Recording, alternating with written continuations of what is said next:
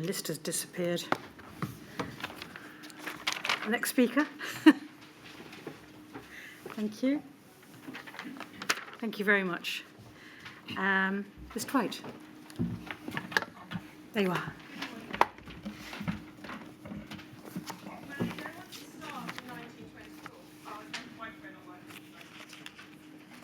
Good morning, my lady. Can you hear me now? I can, thank you. Thank you. My lady, I want to start in 1924, when the League of Nations adopted the Declaration of the Rights of the Child in Geneva. That declaration was drafted by Eglantine Jebb, who had founded Save the Children Fund in London in 1919, along with her sister Dorothy Buxton, to provide relief to children suffering poverty and starvation following the First World War. That declaration was drafted in recognition that children have rights that are important and distinct from adults. That declaration later inspired the 1989 United Nations Convention on the Rights of the Child, itself a landmark international agreement that enshrines the civil, political, social, economic and cultural rights of children, and has become the most widely ratified human rights treaty in history. Nearly a century on, Save the Children Fund are now core participants to this inquiry, along with Just for Kids Law and the Children's Rights Alliance England. And nearly a century on, we must ask this inquiry again to consider the necessity of children's rights, sadly we say so neglected in this pandemic, and ask that you, my lady, take action when you come to consider your recommendations from this inquiry. We know that, on the eve of the pandemic, the state of children's rights in the UK was bleak. Among almost a third of the more than 14 million children in the UK lived in poverty, following a decade of austerity. We know that following the pandemic, that poverty has increased for children, and inequalities have widened. The gap in educational attainment between wealthier and poorer children has increased by 46%. It is difficult to speak today of anything after the heartbreaking tales we heard yesterday. And we wanted to acknowledge and recognise the huge amount of suffering experienced by those who had died and their families and friends, which included children, as well as those who were directly affected by bereavement and loss. There are also many whose health continues to be affected by the impact of long COVID. We recognise that this will be a focus, and rightly so, of this inquiry. Yet the impact of the pandemic and the political and administrative decisions which are the subject of this inquiry too also touch the lives of millions in many other ways. In particular, we want to emphasise to the inquiry how children were also negatively impacted and continue to be negatively impacted in a plethora of ways which were unique to them. Some will carry that negative impact forever. For many, they will be the COVID generation. Many were isolated at critical times in their lives. They missed more than just school. They missed chunks of their childhood. You will, of course, be hearing from witnesses on impact, and I cannot hope to do justice to all the different issues that face children over the course of the pandemic in the 15 minutes I have this morning. But we also say to you that there is no need for this inquiry to reinvent the wheel when considering the harm done to children in the pandemic. Since March 2020, there have been numerous reports and studies done by civil society organisations, government bodies, academics, setting out the negative impacts of the pandemic and the decision-making has and continues to have on children. This, we say, shows that government decision-making caused educational and psychological harm that in many ways disproportionately impacted children. In particular, we wish to commend What About the Children, a report written on behalf of the children's rights organisations who are core participants today. This was published last week. We hope that you will read it and give it the consideration it merits. We also wish to highlight that there have been many other important reports examining the impact of the pandemic by well over 20 different organisations. I don't have time to list now, but we would be happy to provide a list to your inquiry team. The UK government's own website concludes that the quality and quantity of learning students undertook declined as a result of the pandemic. Disadvantage and deprivation appear to be most associated with less effective learning and overall learning losses. And disadvantaged primary school students were disproportionately behind expectations. It is therefore undeniable, we say, that the pandemic disproportionately impacted children. And we say because the UK government did not sufficiently consider children's rights and well-being in their political and administrative decision-making. You, my lady, have already concluded that it is not necessary for the then Secretary of State for Education, Gavin Williamson, to be called during Module 2 hearings and asked about high-level decision-making processes, because it appears he was largely excluded from those decisions. This, we say, effectively proves our very point. Consequently, the key decision in respect of children which the inquiry will wish to ask itself and ask the witnesses being called are how did such a serious, inexcusable and avoidable failure of governance and policy making happen? What needs to be done to learn the lessons so this never happens again? And what needs to be done to repair the harm that was caused? The core proposition that we put forward for the inquiry to consider is that children's needs are different from adults, and that difference has to be recognised and embedded in decision making, and they weren't. My lady, to say that children are different from adults is an embarrassingly simple and depressingly obvious submission to have to make, but sadly it is a necessary one. In March 2020, when we were all told to stay at home, we were told we were allowed to go out to exercise. Examples were given in the guidance of jogging and yoga. My lady, I don't need to tell you that very few young children go jogging or do yoga. But despite frequent calls from those who work with children, from psychologists and academics to clarify that guidance and tell the population and tell the police that play for children would constitute exercise, to tell the parents that supervising their own children whilst their children exercised or played was within the rules. That guidance and those regulations were not updated, and those calls were still being made in 2021. The result was that parents kept their children in for fear of breaking the rules. The result was that children skateboarding, climbing trees, and paddling in streams were told off by the police and sent home. When adults were allowed to meet one other adult from another household for the jogging and the yoga that they were allowed to do, their young children could not meet any of their friends because the need for a supervising adult would constitute a breach of the lockdown regulations.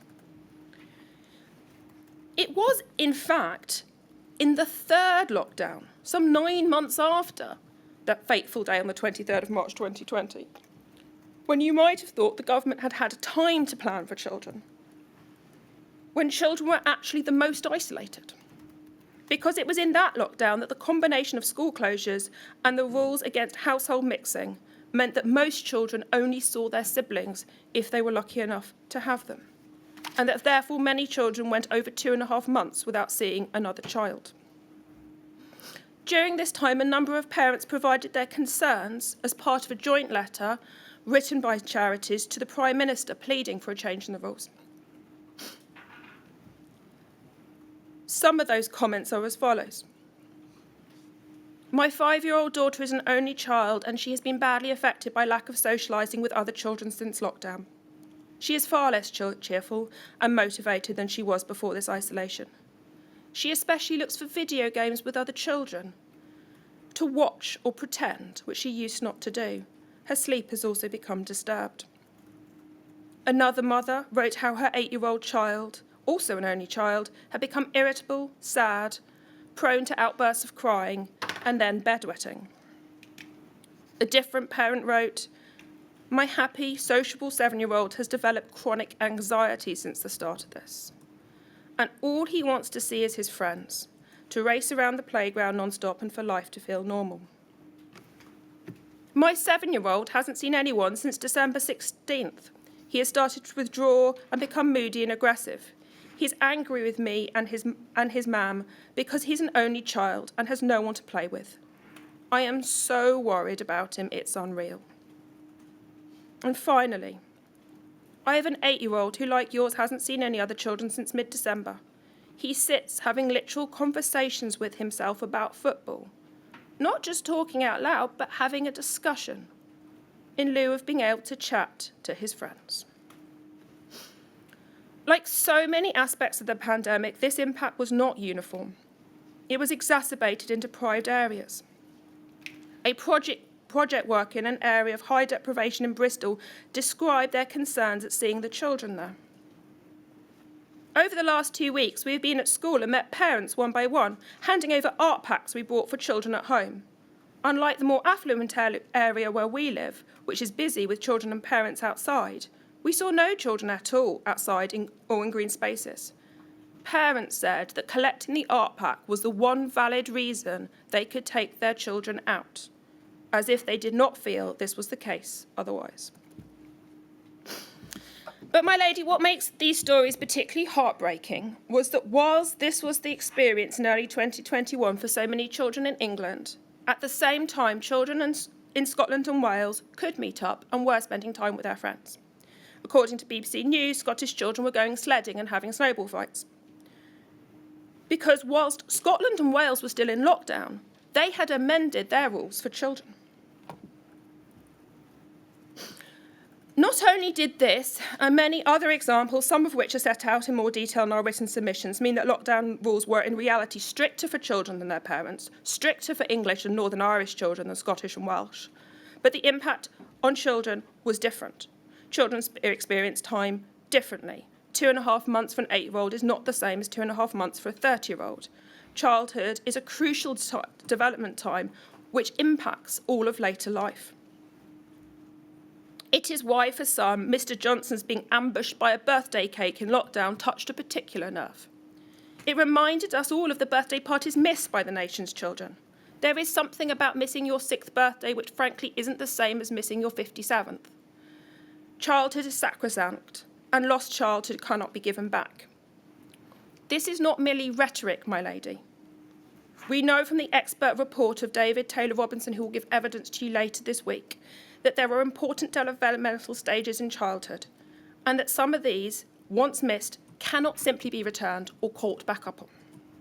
And it is that difference that we ask you, the inquiry, to consider. It is for these reasons that we say some of that impact evidence is vital for your considerations. We ask the inquiry to consider it, and we ask the inquiry to ask whether those in government considered it when they made the important decisions.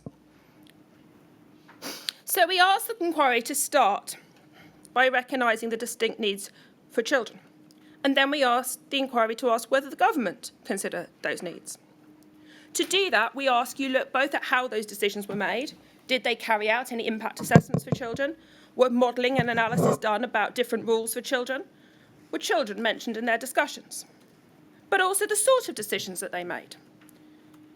In addition to the ones I've mentioned, we have the decision in June 2020 to open non-essential retail, but not most schools. We then have the decision in July 2020 to open pubs, hairdressers, theme parks, but not most schools. It is not just about whether those decisions were correct, although of course that is also important. It is about how they were made. Why did Scotland and Wales take different approaches? Was it perhaps related to the child's rights impact assessments that those governments carried out on children?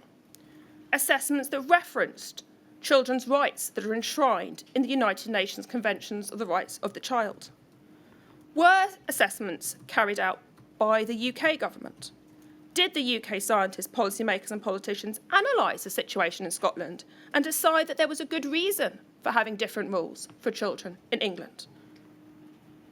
We focus on how those decisions were made because you might consider that any decision maker might make the wrong call sometimes, but we are scared they didn't even ask the right questions. And finally, my lady, if you agree with us that the questions weren't asked, we ask you to consider why not. Because importantly, we fear that the answer does not simply lie in the erratic decision-making and the failures of Mr. Johnson or the distractions of Brexit, some of which we heard about yesterday, although we accept those are unlikely to have helped. We ask you to imagine what had happened if we had had cabinet meetings that did involve better debate, and whether or not thought had gone into considering the social implications of non-pharmaceutical interventions. Would that have resulted in children being properly considered? Because we say this is not just about the individuals, it is about systemic failings within the system. We say that because even in that scenario, even if we had had non-erratic decision-making, we still don't know the answer to a fundamental question that we pose. Whose role was it to consider the interests of children and make sure that their needs were not forgotten in a crisis? We know from the disclosure that Playing Out wrote to the Children's Minister, an Under-Secretary of State, because they were seriously concerned about the rules about children playing outdoors. He wrote back to say that outdoor play was not in his remit, because the Children's Minister role sits in the Department of Education. We know that Gavin Williamson was so incidental to decision-making that it is the current position of this inquiry not even to call him to give evidence in this module. So who was there to consider the rights for children in England? And perhaps more importantly, who should have been there? We ask you to consider not just whether there is someone making the decision, but how that decision should be made. Some of the evidence we will hear examines the need for diversity of people in the room. For example, Alex Thomas from the Institute for Government expresses concern that the circle of advisors in number 10 was not diverse, which led to a narrowness of experiences. And we hear from other witnesses about the advantages of diverse groups of scientists that may have led to the changes for parents of young children to be able to meet up with each other. But there is a fundamental problem here when you consider the importance of diverse groups. A laudable aim we accept, but however diverse your group, it is unlikely to include children. And that is why, coming back to the United Nations Convention on the Rights of the Child, that enshrines the right for children to be heard. Because children are not routinely heard. They are not and are never going to be members of SPI-B or the Cabinet. And however much adults think that they know the interests of children, no one knows that as much as children themselves. And so it is all the more important that that right to be heard is given to children. And it is why we call for specific impact assessments for children. It is why they need a distinct set of rights, such as the United Nations Convention on the Rights of the Child, that is used and embedded in the decision-making processes. My lady, in our written submissions... I'm afraid I'm going to have to ask you to wind up now, Mr. No, I am, my lady. I apologise for the matter. I am making concluding remarks. Thank you. My lady, I am not reading out, and wasn't intending to read out, the recommendations that we asked the inquiry to consider in our written submissions. What I did want to say is that we accept that it may seem to be jumping the gun to start this inquiry with already putting forward recommendations, but we do so in the hope of being helpful. We do so because we hope that this will allow the inquiry to test whether or not those sort of solutions are the ones that could have made matters better in the pandemic. My lady, you have our written submissions where they are set out in full. They are, in brief, arguing for three things: to support the COVID generation, to thrive and honouring children's contributions to overcoming the pandemic, to ensure the government fully takes children's rights and best interests into account before and during future crisis, and thirdly, to ensure that children's rights are embedded in decision-making.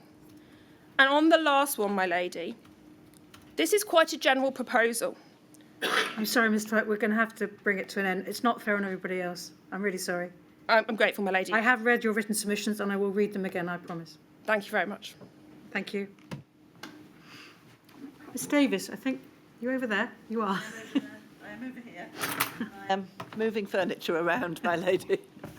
My lady, thank you very much.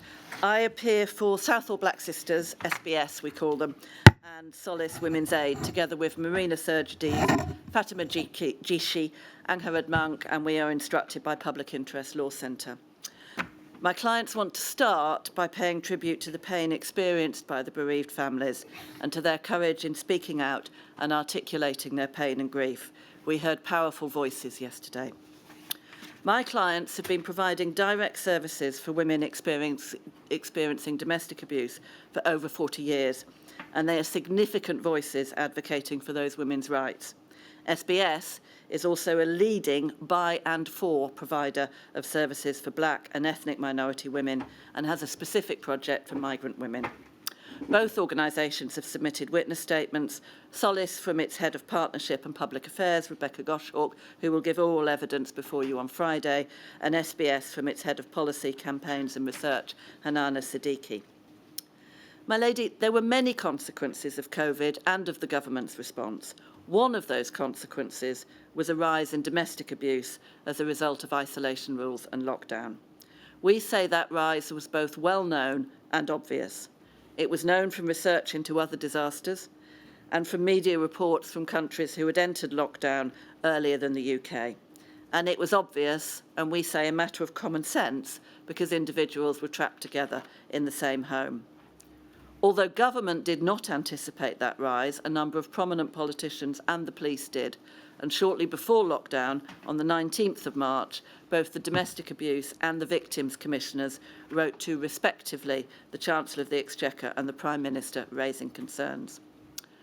When we refer to an inevitable rise in domestic abuse, we don't just mean that more people would experience domestic abuse for the first time. We also mean that the frequency of domestic abuse incidents increases and that the severity of that abuse increases. So women were and still are presenting to the violence against women and girls sector with more complex needs and with more trauma. Those effects of lockdown continue right up to the present day, and we anticipate into the future. My lady, I need to deal with language. Domestic abuse is experienced by men as well as by women, but twice as many women than men experience it. Women are more likely to endure repeated domestic abuse, and they are more likely to be seriously hurt. And for that reason, my clients and their representatives say women or women and girls to refer to victims and survivors of domestic abuse because we emphasise the gendered dimension. And we take an intersectional approach, recognising that women's experience of abuse and misogyny can be exacerbated when they also face discrimination because of other characteristics such as race, sexuality, gender identity, disability or age. At the same time as domestic abuse increased, women seeking help found that options normally available to them had significantly diminished. First, they did not always know that they could leave home. The regulations permitted people to leave in order to access critical public services or to escape a risk of harm. So clearly, someone seeking to leave because of domestic abuse fell within that. But that message was not clearly delivered by government. Second, many existing sources of support closed down completely or were difficult to access without placing oneself in danger. A woman experiencing domestic abuse was no longer engaging with people outside her household, such as work colleagues, friends, or professional services. Finding the time and privacy to obtain advice from home in the same space as the abuser was challenging. Yvette Cooper MP made the point in Parliament. She said, "The social worker is not dropping by. The bruises will not be visible at the school gate the next morning, and the GP will not be asking questions at the next appointment." Family and friends were not around. Women were not meeting their best friends, their sisters, their mother for a coffee or a play date. So those best friends or mother or sister could not do what friends and family normally do, which is offer a spare room or a sofa as a temporary respite where a woman, perhaps with her children, could stay in a safe space to gather her thoughts, take a breath, make some decisions. Staying with another household, even with your mother or sister, was not permitted. And I've not even addressed the additional and obvious complications of trying to find support in a safe space with children. Migrant women, particularly those who have no recourse to public funds, NRPF, attached to their leave to remain, are in an even worse position. They face what is known as immigration abuse. Not only are they trapped because of domestic abuse and during the pandemic because of lockdown, they are also fearful, and their abuser often threatens them with being reported to the Home Office for breach of immigration conditions. So they fear that leaving abuse risks deportation. Their abuser is usually their sponsor, so if they leave, they also face destitution. There is provision for women fleeing domestic abuse to apply for indefinite leave to remain and for them to be eligible for public funds for 3 months while their application is considered, but that is only available to women on a spousal or partner visa, so not for women here on student visas, work visas or other family relationships. So while women experiencing domestic abuse were facing a double threat of domestic abuse and coronavirus, migrant women, particularly those subject to NRPF, were living through the triple threat of domestic abuse, coronavirus, and fear of destitution and deportation. We do not suggest that self-isolation regulations or lockdown were unnecessary, nor do we suggest that government could have entirely prevented domestic abuse rising during lockdown. But we do say that the inevitable increase was far from government's mind when considering MPIs, that government failed to plan for that rise and failed to put in place remedial measures in advance of lockdown. Government failed to consult the violence against women and girls sector, who would have told them what was needed. Government failed to provide clear and consistent public messaging. It failed to resource the violence against women and girls sector, who experienced unprecedented demands for their services. And it failed to learn any lessons from the first lockdown, so that those failings continued into second lockdown and beyond. And we add that planning to tackle domestic abuse is a legal obligation on government and other public authorities under the Section 149 Public Sector Equality Duty. My lady, as the UK approached lockdown, violence against women's and girls' services and public services were already significantly underfunded following 10 years of austerity. Your expert on gender, Dr. Claire Wenham, makes the point that between 2010 and 2020, demand for services from the violence against women and girls sector had increased, while funding had significantly decreased, and that demand was about to rocket. The first lockdown message was the Prime Minister's address to the nation on the evening of the 23rd of March. He said, people will only be allowed to leave their home for the following very limited purposes: shopping, 1 form of exercise a day, any medical need to provide care or to help a vulnerable person, and travelling to and from work, but only where this is absolutely necessary. That's all, he said. These are the only reasons you should leave your home. And my lady, you will immediately see that this does not convey to someone experiencing or anticipating abuse at home that she can leave. A few days after the 23rd of March, the Home Office did start, too late, we say, to take some steps. The Home Secretary wrote an article in the Mail on Sunday, on the 28th of March, which was headlined, Priti Patel pledges to help vulnerable people stuck at home with domestic abusers during the lockdown. And on the 11th of April, 2.5 weeks into lockdown, the Home Office launched its You Are Not Alone campaign. But even then, there was no increase in resources to the violence against women and girls sector. So the sector was forced to lobby for more resources at a time when it was experiencing unprecedented demand for its services. There were private meetings with the Home Office, there were open letters, there was press coverage, and my clients were even forced to resort to a threat of legal action. The most devastating contemporaneous account of government failure is in the House of Commons Home Affairs Committee report, which was published on the 27th of April on the Home Office's preparedness for Covid-19, domestic abuse and risks of harm within the home. It found that government had not been prepared, that an action plan was needed immediately, during lockdown and after it, and services for domestic abuse and vulnerable children needed urgent and direct funding. And it was only then on the 2nd of May, after the public campaign, political criticism and the threat of legal action, that resources of 76 million were announced for the sector. At the same time, the Mayor of London, not central government, stepped up to fund a crisis project in London offering 70 emergency refuge spaces run by my clients. And there is a dispute that will be explored in evidence about whether earlier funding for the charitable sector reached the violence against women and girls sector. We note the irony that during this period, the Home Office was steering the Domestic Abuse Bill, now the Domestic Abuse Act 2021, through Parliament. Overall, we expect the evidence to show that the Home Office's response, and that of government generally, was too little too late, and that government was not consistent in its messaging. That lack of clarity in messaging is best illustrated by noting that the Prime Minister, throughout the whole of 2020 while announcing various lockdowns, tiers, and the different regulations for Christmas, which is, of course, a time when there is traditionally a spike in domestic abuse, did not once mention domestic abuse as a permitted reason to leave home. His first mention of it came on the 4th of January 2021 when he announced the third lockdown. When it comes to migrant women, government did not just fail to act, it took a positive decision not to help. Government was extensively lobbied, not just by the Violence Against Women and Girls sector, but also by the Local Government Association, the Mayor of London, various MPs, to suspend the NRPF condition and extend the destitution domestic violence concession for the duration of the pandemic. That step would have been a humanitarian and public health-focused approach, similar to the government's Everyone In scheme for rough sleepers. Instead, government took a decision not to extend any more protection to women subject to NRPF fleeing domestic abuse. The government's position was put by the Minister for Safeguarding in the House of Commons. She said, lifting restrictions for all migrant victims would enable any migrant, including those here illegally, to secure leave to remain if they claim to be a victim of domestic abuse.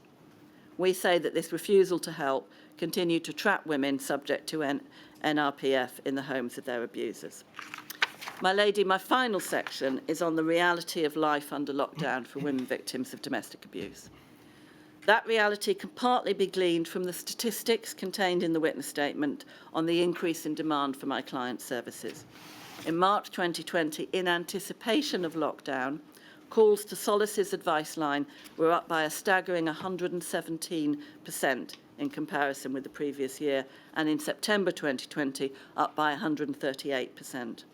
For SBS, in the 3 months of April to June 2020, their inquiries rose by 138% from the previous year. And over the 2 years of the pandemic, between March 2020 and March 2022, the rate of annual inquiries that they have received has more than tripled. Those are compelling figures, and there are similar figures from other organisations in the witness statements. But even more compelling are the personal stories which appear in the witness statements and some of the reports before you. Can I give you just 3 examples? A woman interviewed by Solace said, they, the perpetrator, are not going to the gym, they're not going to work, nothing. So essentially they will use whoever is there at home as their punch bag. Rachel, a pseudonym, in Sadiqi's statement, had been abused by her husband and threatened by her stepchildren and said, for months I was so isolated. Everything was closed because of COVID and I was in the worst state ever. I did not know who to speak to or where to go to get help. I could not contact my GP as the appointments were shut. I did not have any friends that I could talk to. I felt so trapped. The strict COVID rules made it difficult for me to go out of my house or reach out to anyone. And Joy, also a pseudonym, in Sadiqi's statement, was abused by her partner. She was too scared to call the police as she feared she would be deported. When her partner kicked her out of her home, she was sleeping rough until she managed to contact SBS. So in conclusion, my lady, we expect the evidence to show this. 1, that government failed to recognise in advance that a rise in domestic abuse was an impact of isolation rules and lockdown, failed to plan for additional resources to an already underfunded and overstretched sector, and failed to consult the Violence Against Women and Girls sector to establish what was needed. 2, government failed to recognise the specific needs of buy and force services for marginalised women facing domestic abuse, Black and ethnic minority women, LGBTQ+ services. 3, government failed to treat violence against women and girls frontline workers as key workers when that is exactly what they are, providing necessary public services. 4, government failed to provide clear messages consistently replicated across government and so failed to give women the reassurance they needed that leaving was permitted. 5, government took a deliberate decision not to suspend NRPF or take other steps to support migrant women during the pandemic, leaving those women in the triple bind of lockdown, domestic abuse, and fear of destitution and deportation.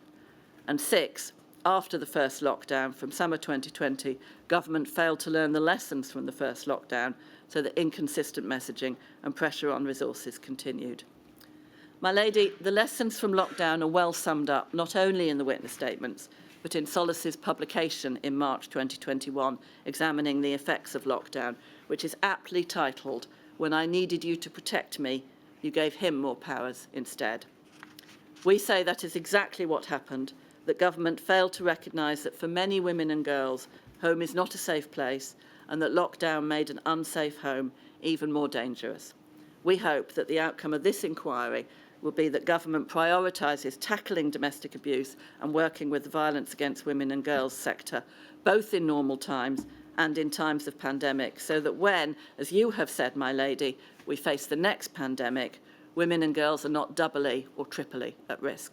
Thank you very much, my lady. Thank you very much indeed, Mr. Hughes. Mr. Jacobs.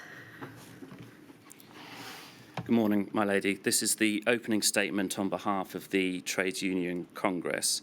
I appear with Miss Ruby Peacock and we are instructed by Thompson's solicitors. The TUC brings together over 5 million working people who make up its 48 member unions, and in this module it is working in partnership with the Wales TUC, the Scottish TUC and the Northern Ireland Committee of the Irish Congress of Trade Unions. My lady, we will address 5 topics, the first of which is truth and candour. In any public inquiry, the demand for truth and candour is a heavy one, all the more so, we say, in the context of this inquiry. In the moving impact film shown yesterday, a bereaved husband, Alan, said powerfully that what was needed was accountability and ownership of what went wrong. The TUC is disheartened to see that so many witness statements of the key decision makers are striking only for how utterly anodyne they are. There is very little ownership of what went wrong. Much is at odds with what the public has already seen and already knows. Many of the witness statements in this module would have the public believe that the government's response to the pandemic was a wholly unique reversal of the swan analogy. What the public witnessed was the furious flapping of feet underwater, but what is now being portrayed to this inquiry is a serene gliding through the pandemic that happened behind closed doors. My lady, it will persuade no one. The Cabinet Office, in its written opening, has described this inquiry as an unprecedented moment of transparency about the government of this country. There is more than a little irony in that observation, given the intransigence of the Cabinet Office in refusing to provide the requested disclosure to this inquiry and judicially reviewing a notice requiring disclosure. The TUC hopes that the glare of these inquiry hearings will bring more openness to the oral evidence than some of the witness statements. The inquiry will no doubt continue in its rigorous approach to questioning.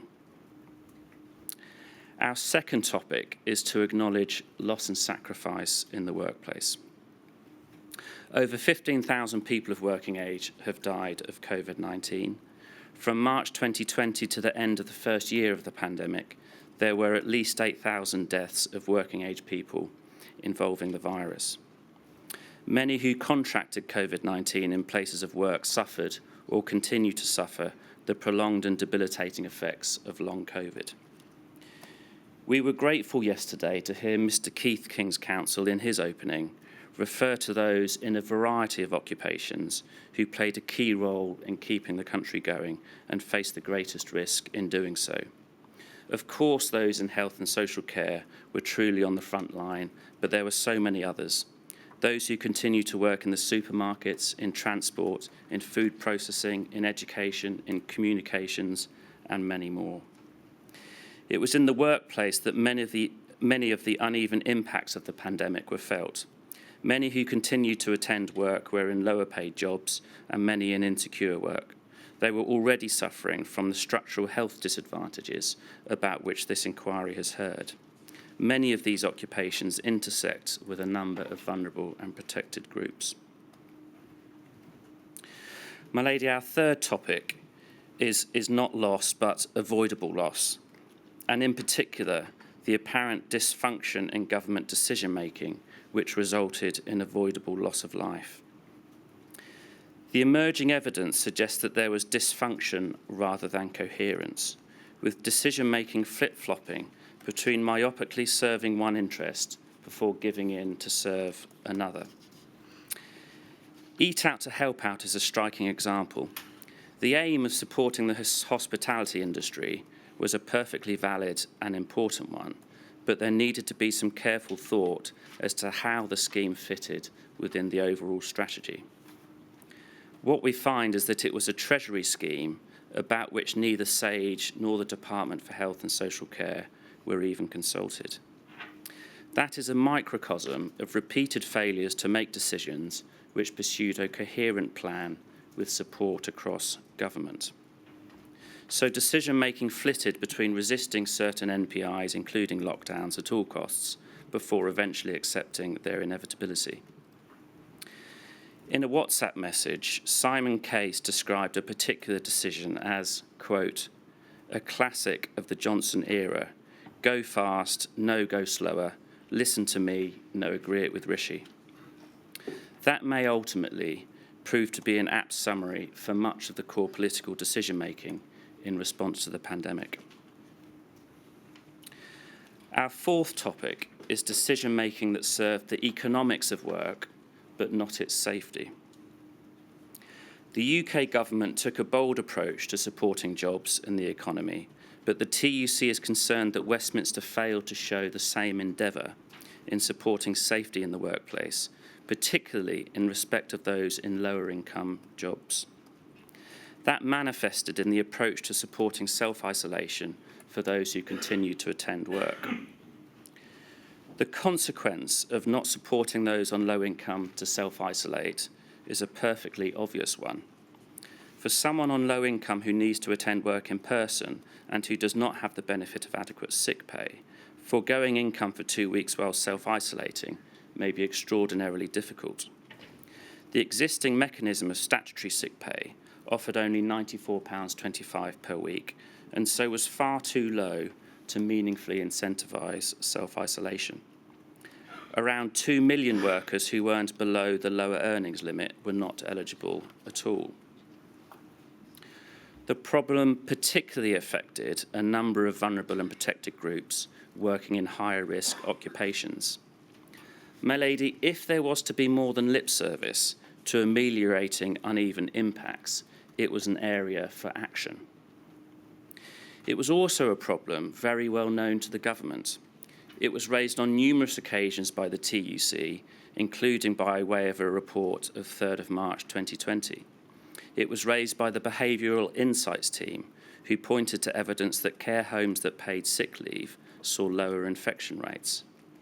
It was also raised by MPs. A letter to Matt Hancock from Conservative MP George Freeman referenced an outbreak at Banham Poultry, stating the current statutory sick pay doesn't provide enough to live on. He went on to describe the problem of food processing plants being closed due to outbreaks, but workers without incomes or financial support for self-isolation being compelled to obtain employment in other plants, thus pushing the problem down the road. It was also raised by SAGE. The minutes of the SAGE meeting of 1st of May 2020 advised that an accessible offer of financial support to those in need could reduce the risk of non-adherence. Sir Patrick Vallance, in his evening diary recorded on 21st of August 2020, Chief Medical Officer said clearly that financial support for people self-isolating is key. Cabinet Office working through mechanisms very slowly. On 7th of September 2020, he wrote, Chancellor blocking all notion of paying to get people to isolate, despite all the evidence that this will be needed. So it was that the UK government response was meagre. At the very end of September 2020, months into the pandemic, the Self-Isolation Support Scheme was established. Local authorities were given £50 million to fund the scheme. To give that some perspective, my lady, 70 billion was spent on the furlough scheme and 840 million was spent in the month of August 2020, encouraging the public to use restaurants. The TUC subsequently reported that local authorities were rejecting 70% of applications and only a fifth of workers had even heard of the scheme. It was far too little, far too late. The scheme really was tokenistic and devoid of any real commitment to supporting low-income workers in high-risk workplaces. In this module, the inquiry should ask whether all of the professed anxiety for vulnerable groups translated into action. Support for self-isolation was a practical, concrete, and entirely obvious way of supporting the effectiveness of self-isolation and supporting a low-income, high-risk workforce which intersected with a number of vulnerable groups. It should not have been any surprise to see mass outbreaks at clothing factories in Leicester, at meat packing factories, at the Backover sandwich making factory, and many others. It is far from the only example of low-income workers in high-risk workplaces being a low priority. Another example is care workers. From early in the pandemic, it was known that staff moving between homes in a highly fragmented sector was a problem. It was raised with the UK government externally, and we now know internally. Restricting staff from attending one place of work but not others required a scheme of financial support, but there was a reluctance to provide it. The context was a lack of robust response to safety in the workplaces generally, lack of PPE, inadequate use of general and individual risk assessments for particularly vulnerable workers, poor social distancing, unnecessary journeys were all issues commonly reported to the TUC and its unions. Government engagement with sectoral partners, including unions, was ad hoc and haphazard. Consultation on key guidance documents was often late or non-existent. Just by way of example, key guidance produced by the Department of Business, Energy and Industrial Strategy on the return to work after the first lockdown was provided to the TUC on a Sunday morning with a 12-hour response time. The TUC did respond with a number of concerns raised, but the consultation was far too late to be meaningful. All of this reflects an approach which values the economics of work but neglected its safety. That impacted particularly low-income and often vulnerable workers who worked in occupations with exposure to the virus. My lady, our fifth and final topic is decision-making concerning school attendance. The central theme is similar to the general dysfunction in decision-making we described a few moments ago.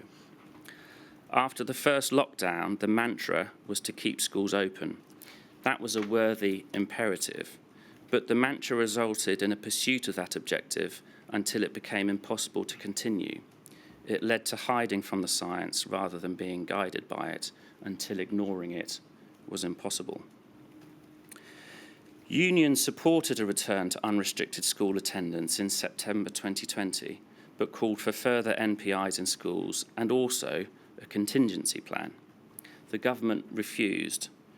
Sir Patrick Vallance noted the Prime Minister saying in a COVID-S meeting on 6th of August 2020, don't want to hear about Plan C and B, don't want to hear about Plan B and C for failure. I just want pupils back at school. My lady, the methodology of don't have a Plan B because you might end up using it is, in the face of a virus such as COVID-19, indefensible. Decision-making through the autumn of 2020, whilst the R rate moved upwards, equivocated. In December 2020, the London Borough of Greenwich was threatened with legal action if it closed school doors in the face of the surging R rate in its area.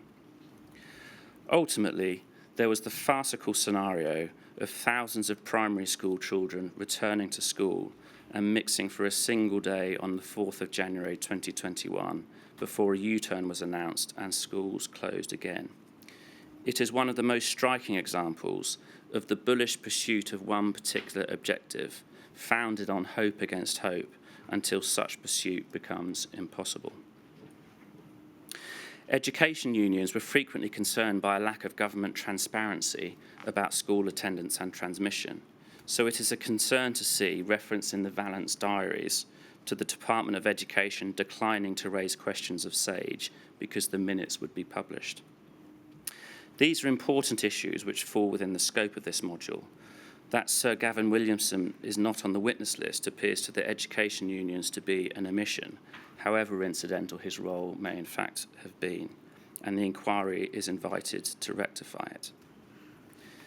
My lady, that is our opening statement. Thank you. Thank you very much indeed, Mr. Jacobs. Mr. Thomas, King's Counsel.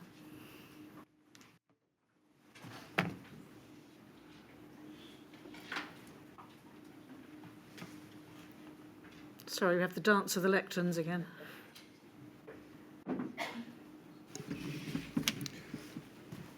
My lady, I appear on behalf of the Federation of Ethnic Minority Healthcare Organisations, and I'm instructed by Saunders Law.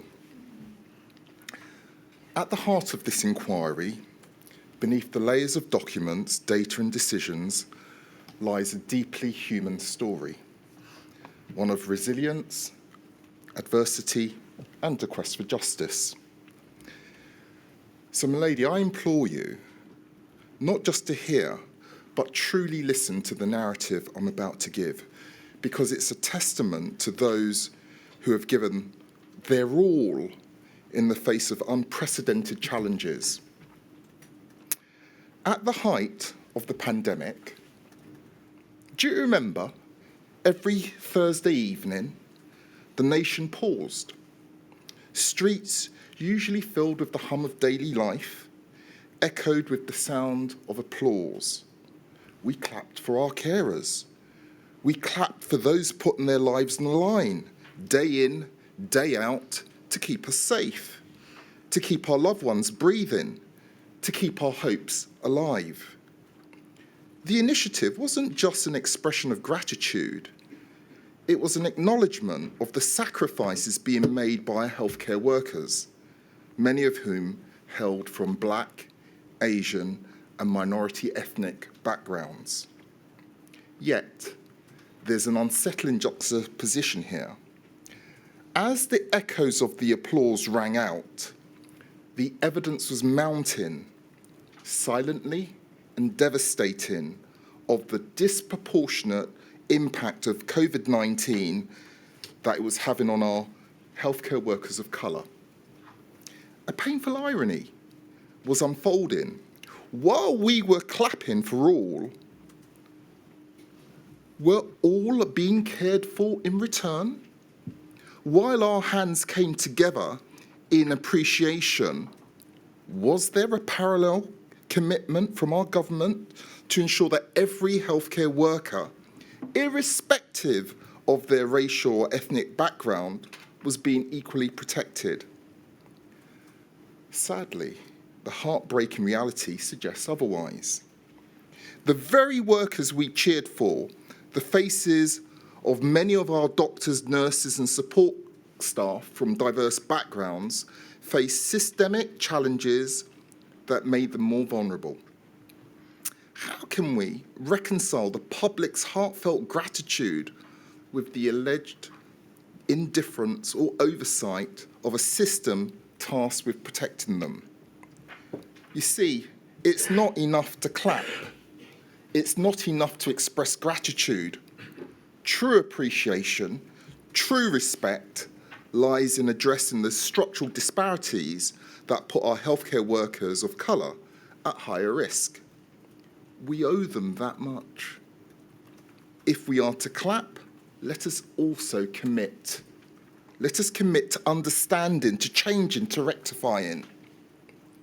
In our journey for answers, 3 guiding principles beckon us forward.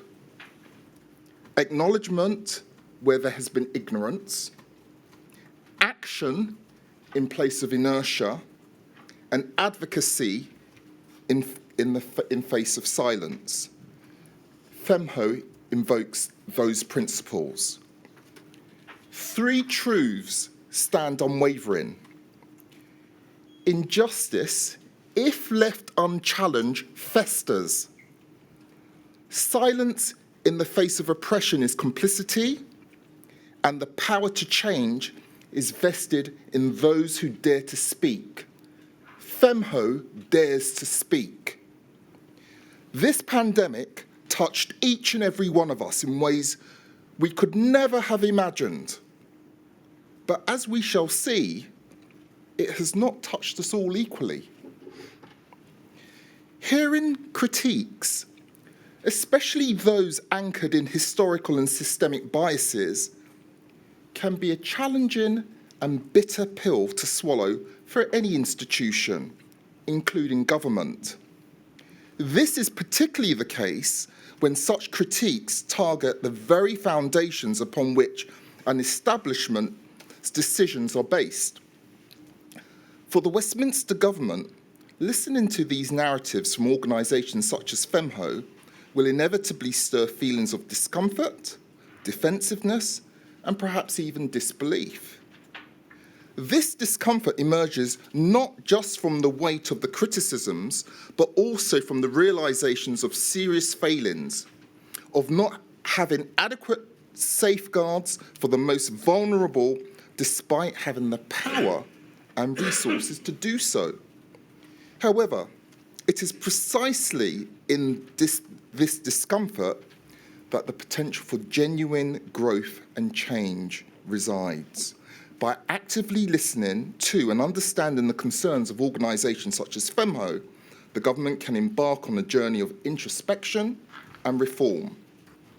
Avoiding or downplaying these narratives would be a disservice not only to the affected communities, but also to the nation's commitment to justice, inclusivity, and progress. So let's turn to the government's unpreparedness. The very foundation of good governance is rooted in the ability to anticipate challenges, prepare effectively, and respond decisively.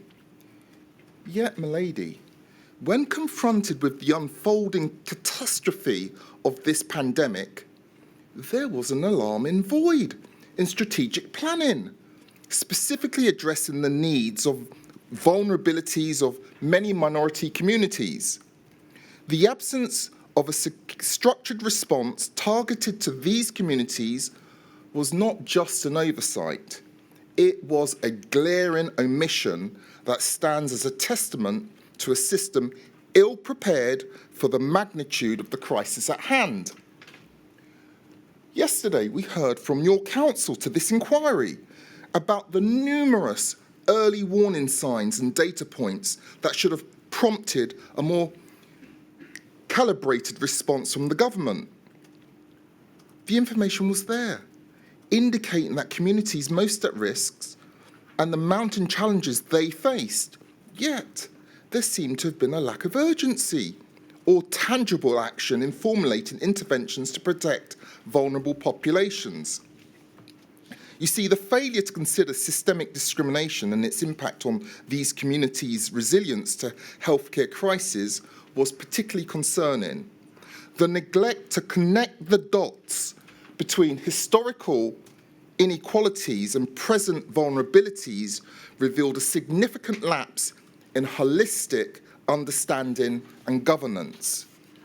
There was a dual failure, a failure to anticipate and a failure to respond. This indicative of a system that needs drastic re-evaluation and restructuring to truly serve all segments of a society equitably. Milady, Module 2 will focus on decisions taken by the highest echelons of power, the Prime Minister, the Cabinet, advisors in the civil service, and a coterie of other advisors. This is crucial because it is an apex of where national strategies are formulated. However, to understand the present, one must be acutely aware of the past. The UK's history of racial inequities remains imprinted in the very structures of our institutions. Thus, decisions that emerge from a system, if not consciously evaluated, can perpetuate those very inequalities.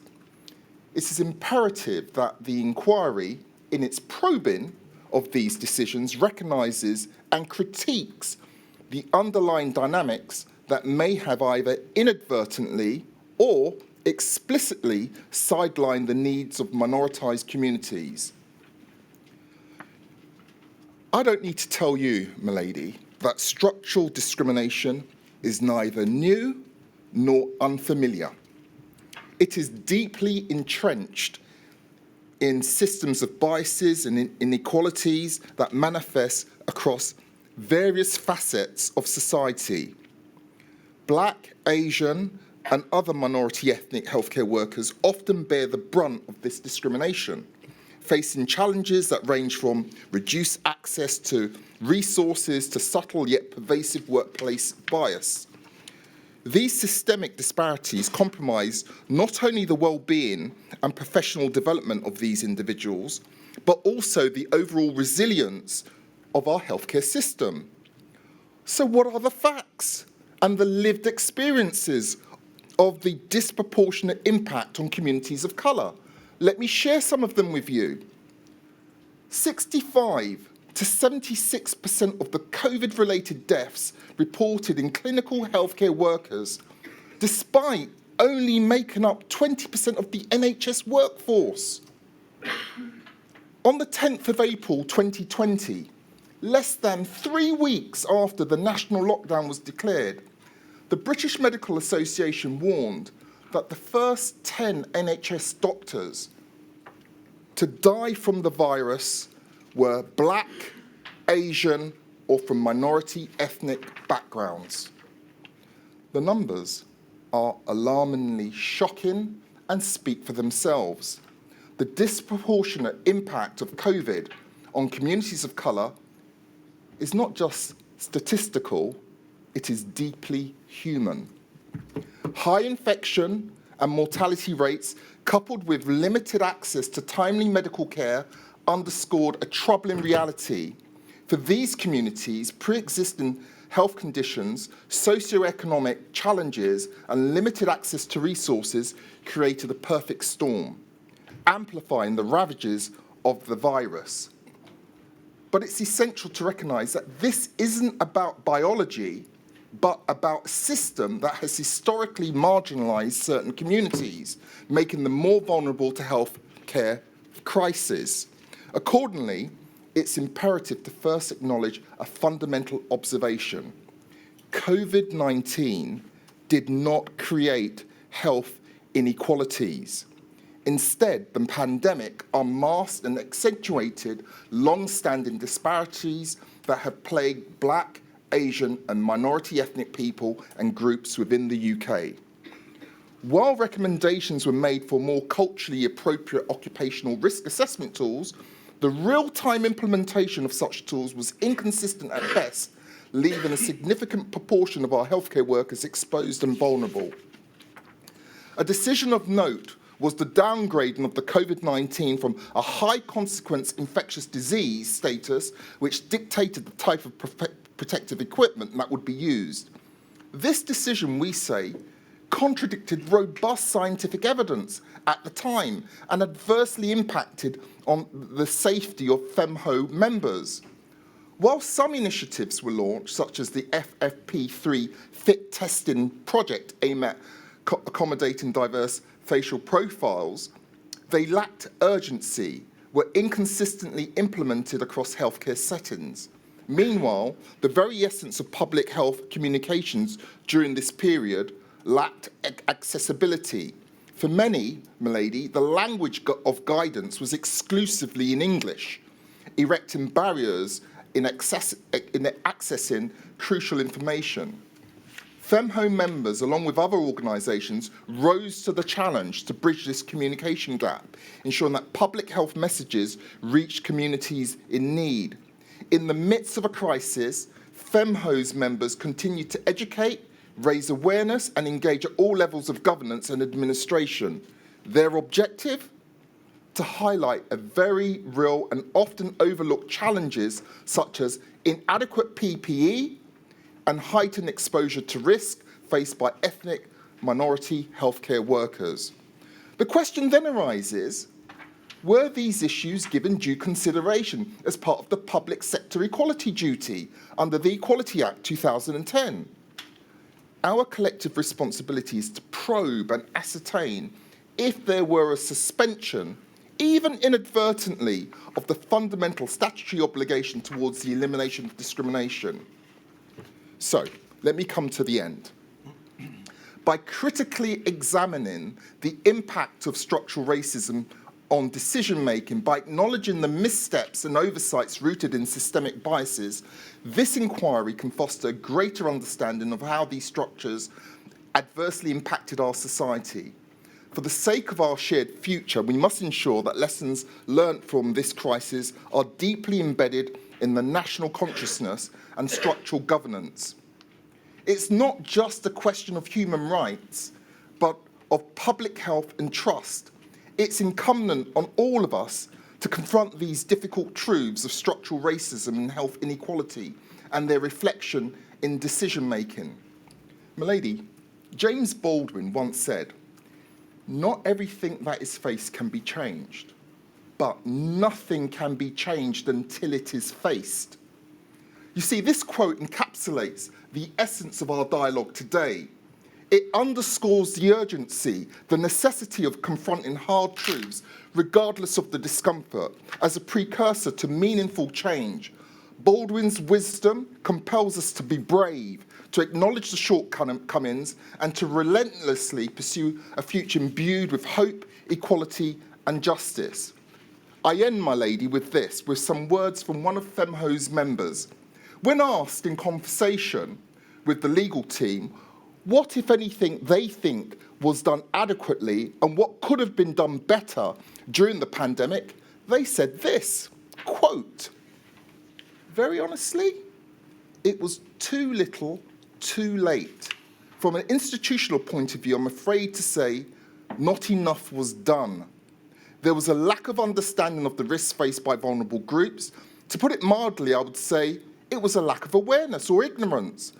Being more blunt, it was apathy and indifference. Without mincing words, systemic racism and institutional discrimination at the heart of structures. Part of it, and it's only an answer, but some of it having representative and leadership at senior levels. At the start of the pandemic, there was little diversity of thinking, background and perspective in decision makers. They were very removed from those on the ground facing the impacts. Being able to understand the extra risks faced by vulnerable people is very important. This must be built in when making pathways and plans. Also to think about people and value them. Their lives were worth safeguarding. People felt like tools that were being used, not lives that were being valued. Thank you. Thank you very much indeed, Mr. Thomas. I just check whether you'd like to break now. We've got you'd like to break now, right? Well, Mr. Stanton, you're going to have to wait till after the break, please. I shall return at 11:25. Thank you.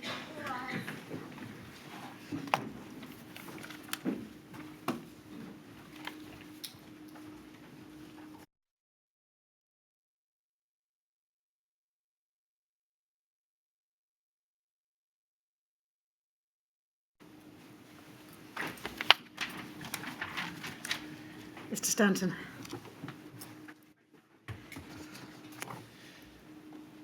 The British Medical Association, the BMA, believes that the UK government's response to the pandemic was categorised by a failure to take a sufficiently precautionary approach and by missed opportunities to learn lessons as the pandemic progressed.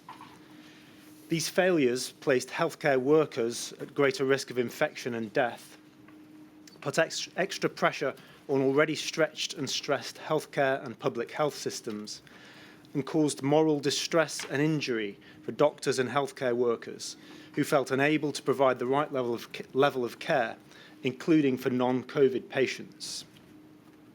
This statement highlights the BMA's key concerns regarding matters within the scope of Module 2 under 3 broad categories. First, decisions affecting public health.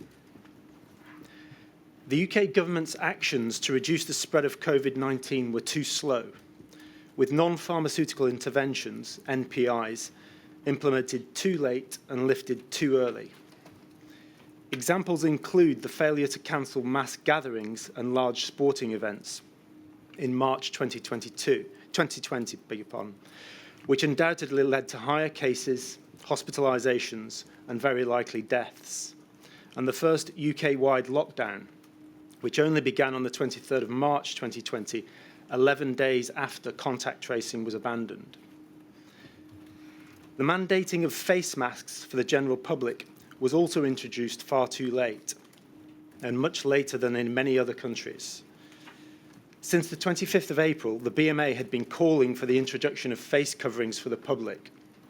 However, in England, they only became mandatory on public transport and for outpatients and hospital visitors from the 15th of June.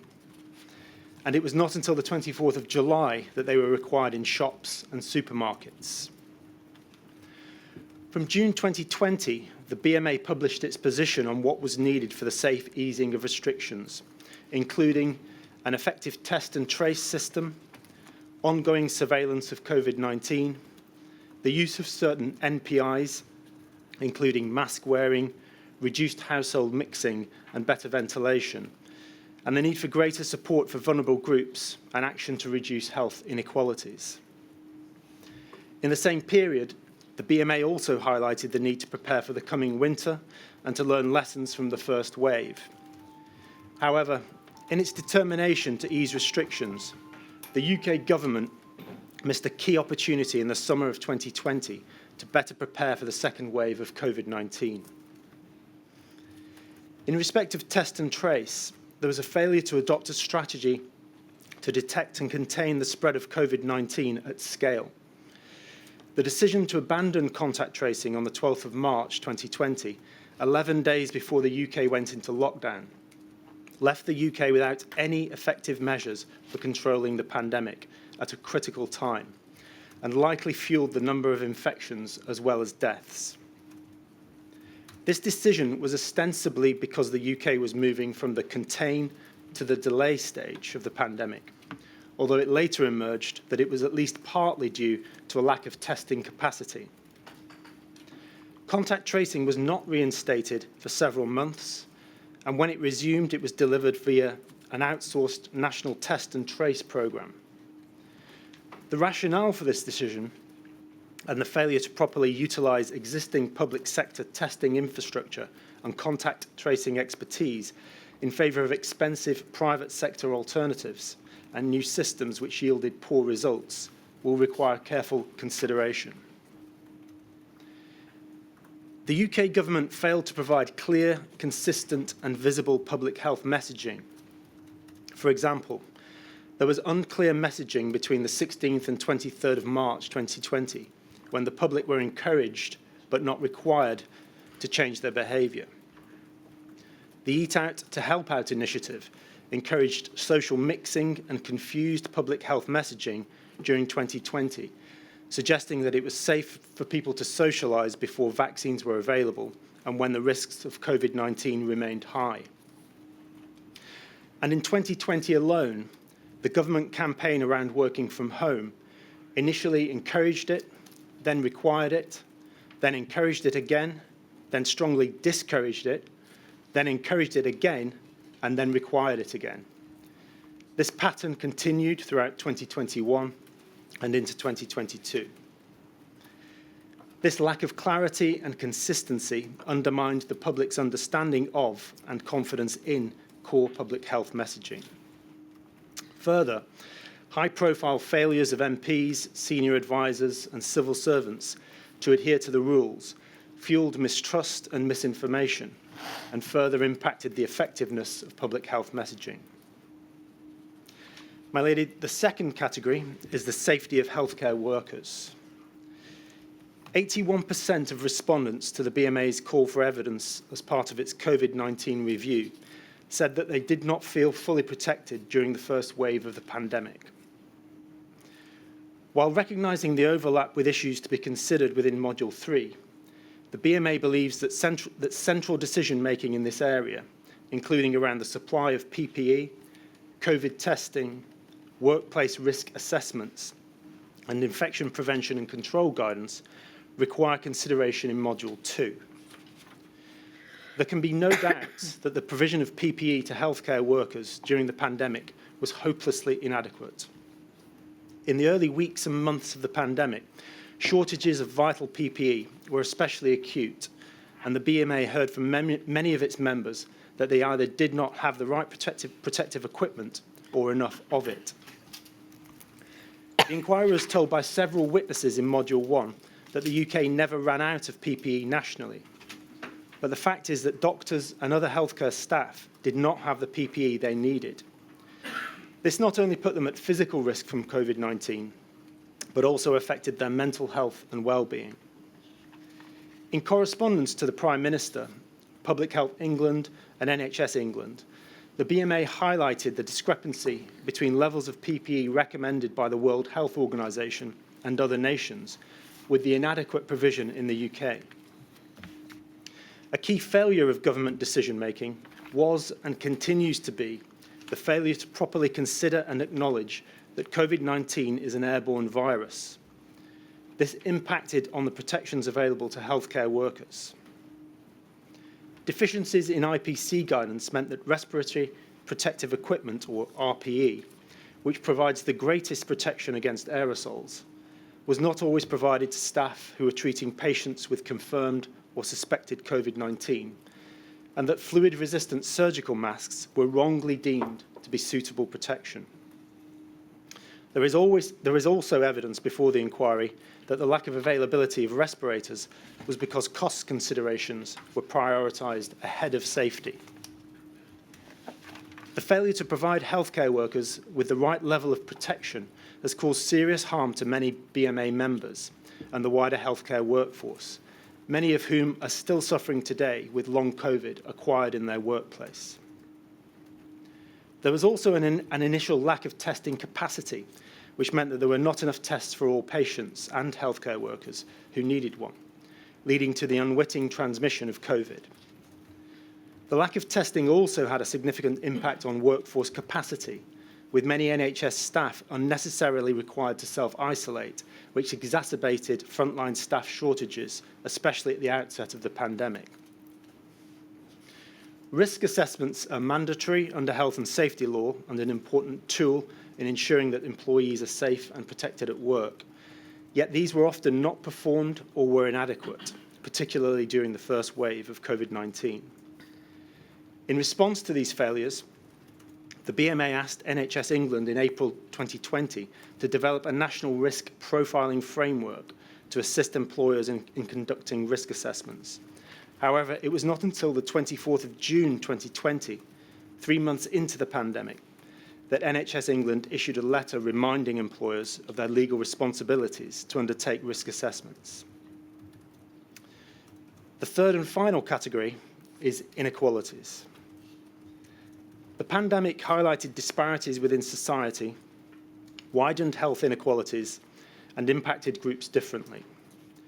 People from some ethnic minority backgrounds were more likely to become infected with and die from COVID-19.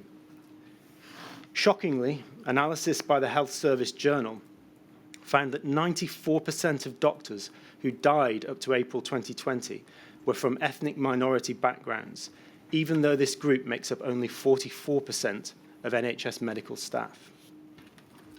The BMA was one of the first organisations to raise concerns about this issue. On the 9th of April 2020, the BMA's Chair of Council wrote to the CEO of NHS England, raising concerns about the disproportionate impact of COVID-19 on people from ethnic minority backgrounds and the high rates of COVID-19 deaths amongst this group, and called for an urgent investigation. The BMA also raised concerns about other groups who were disproportionately impacted by the pandemic, such as those who were clinically vulnerable due to pre-existing medical conditions or other factors, older people, and those living in care settings and disabled people. The BMA suggests that central to the inquiry's Module 2 investigation should be an examination of the likely impact of NPIs and other government decisions on particular groups, the extent to which early warnings about disproportionate impacts were adequately taken into account, and the extent to which action was taken to mitigate disproportionate impacts. Thank you, Melanie. Thank you very much indeed, Mr Stanton. Mr Allen, King's Counsel.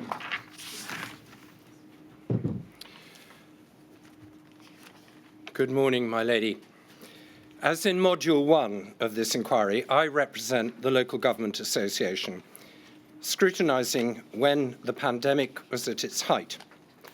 The LGA applied to become a core participant for two reasons.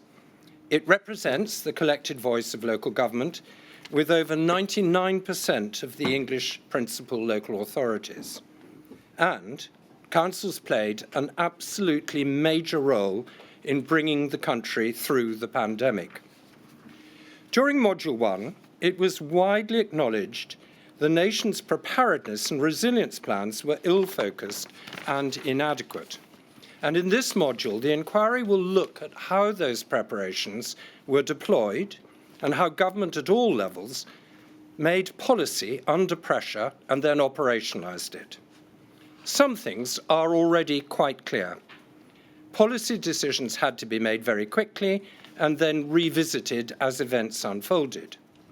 Central government did not always utilise all the sources of advice and information, and sometimes, as Mr. Keith discussed yesterday, because of internal disorganisation.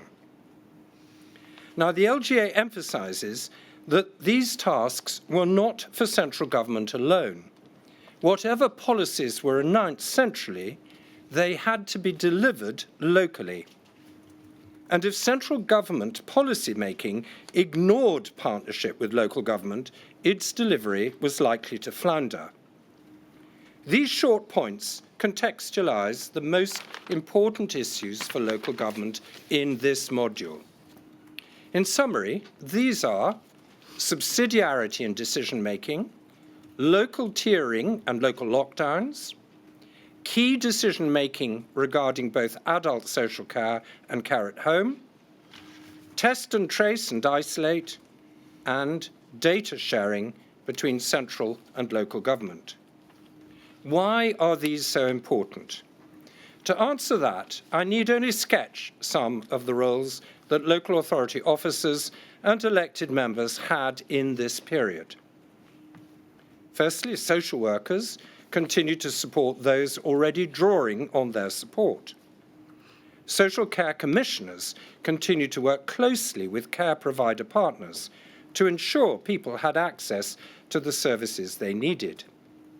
Public health teams continue to control outbreaks. Emergency planners organised the local response. Revenue and benefit teams administered business support grants. Customer service teams contacted millions of clinically extremely vulnerable people. And bereavement services supported relatives in the most stressful of circumstances.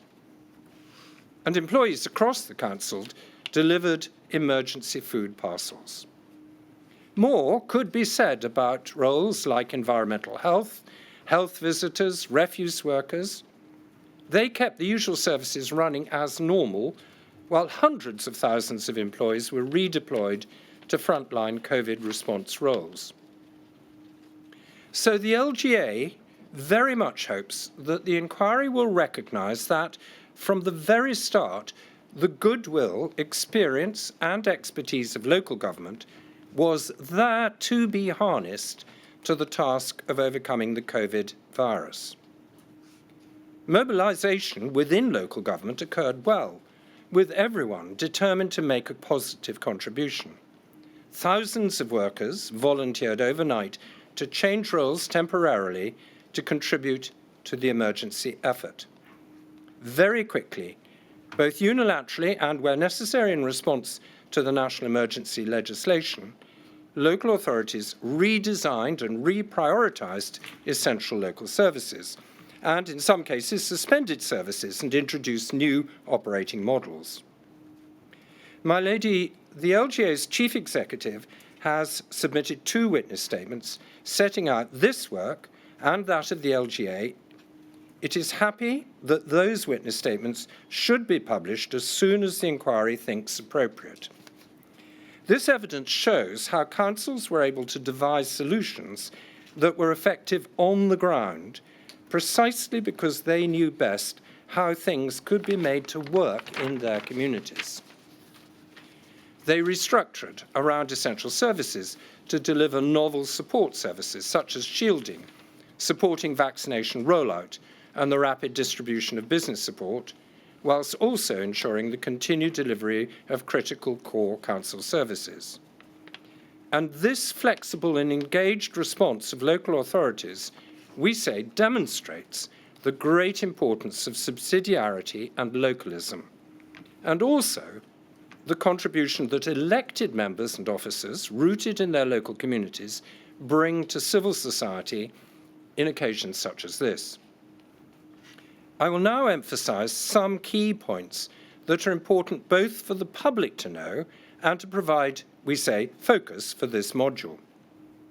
First, the LGA invites the inquiry to recognise explicitly that there could not have been any success in addressing this emergency if local government had not been fully engaged from the outset.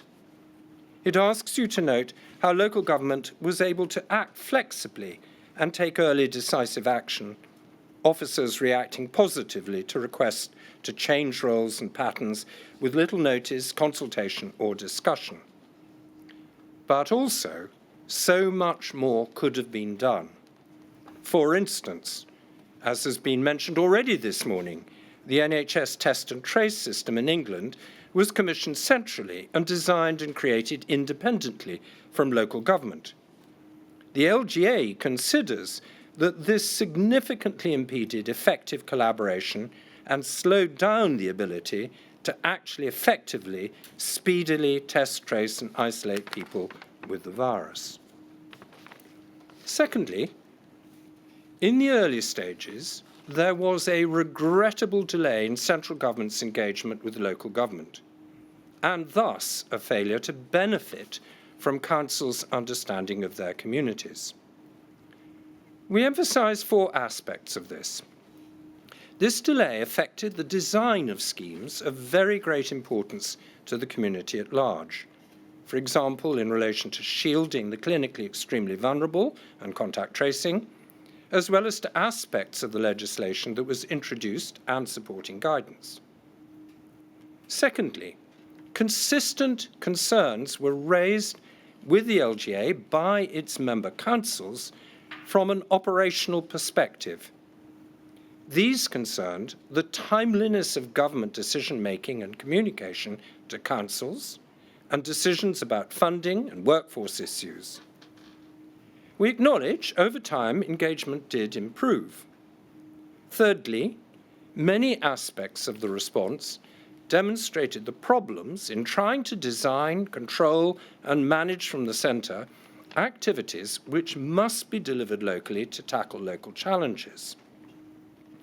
Local government was simply not often enough a partner in co-designing the response to the pandemic, despite its critical operational role in managing this. And fourthly, on this aspect, particularly at the beginning, the disconnect between national policy formation and its local implementation meant that councils spent much effort trying to stitch together different elements of the pandemic response on issues such as PPE and volunteering and test and trace. The LGA acknowledges the pressure on civil servants and government politicians, but really this does not excuse those failures to make the best use of local government. Now, the third main aspect that we want to raise with you is the government's introduction of checkerboard tier systems and the localised lockdowns approach, because this was very confusing. Again, there are 4 sub-points to this. The top-down approach inadequately considered local challenges such as overcrowded housing or intergenerational living. Secondly, there were also communication issues.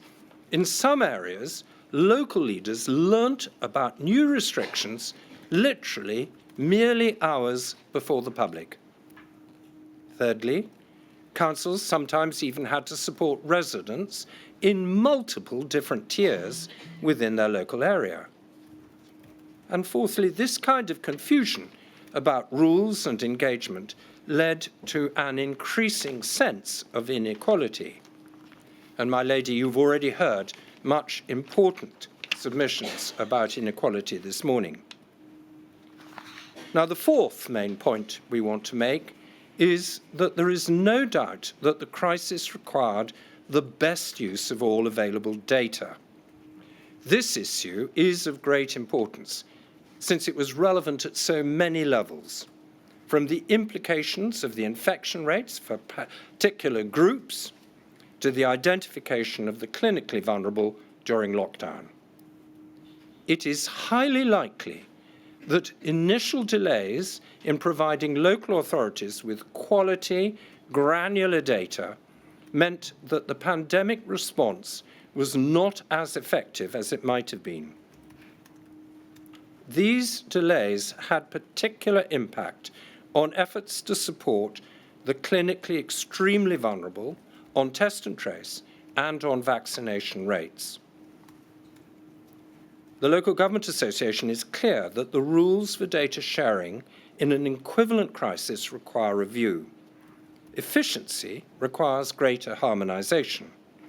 With one timely access across all national public health agencies and other relevant data-generating institutions, to a code of conduct for data producers and data users relevant to such circumstances, and 3, an acceptance that local authorities routinely use personally identifiable data in a professional and safe way and can be trusted to do so. The LGA is particularly pleased to see the expert evidence from Gavin Freegard, and it hopes his contribution can help the inquiry to see what needed to be done and how this could be achieved. My lady, the fifth and last aspect I want to mention concerns social care, both at home and in care homes. There were many issues about this. In normal times, careful consideration, prioritisation and planning for care homes and domiciliary care is critical. And this was equally true, if not more so, during the pandemic.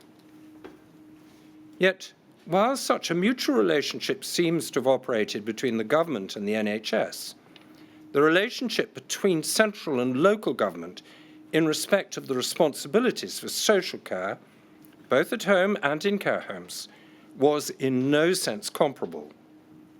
In short, it seems that central government did not really know how to address the 18,000 providers and 150 local authorities concerned with social care. Thus, adult social care settings suffered severe problems from lack of PPE, from cross-infection, and from high morbidity. Thus, the arrangements for the funding, organisation and deployment of PPE for social care were far slower for social care than for the NHS.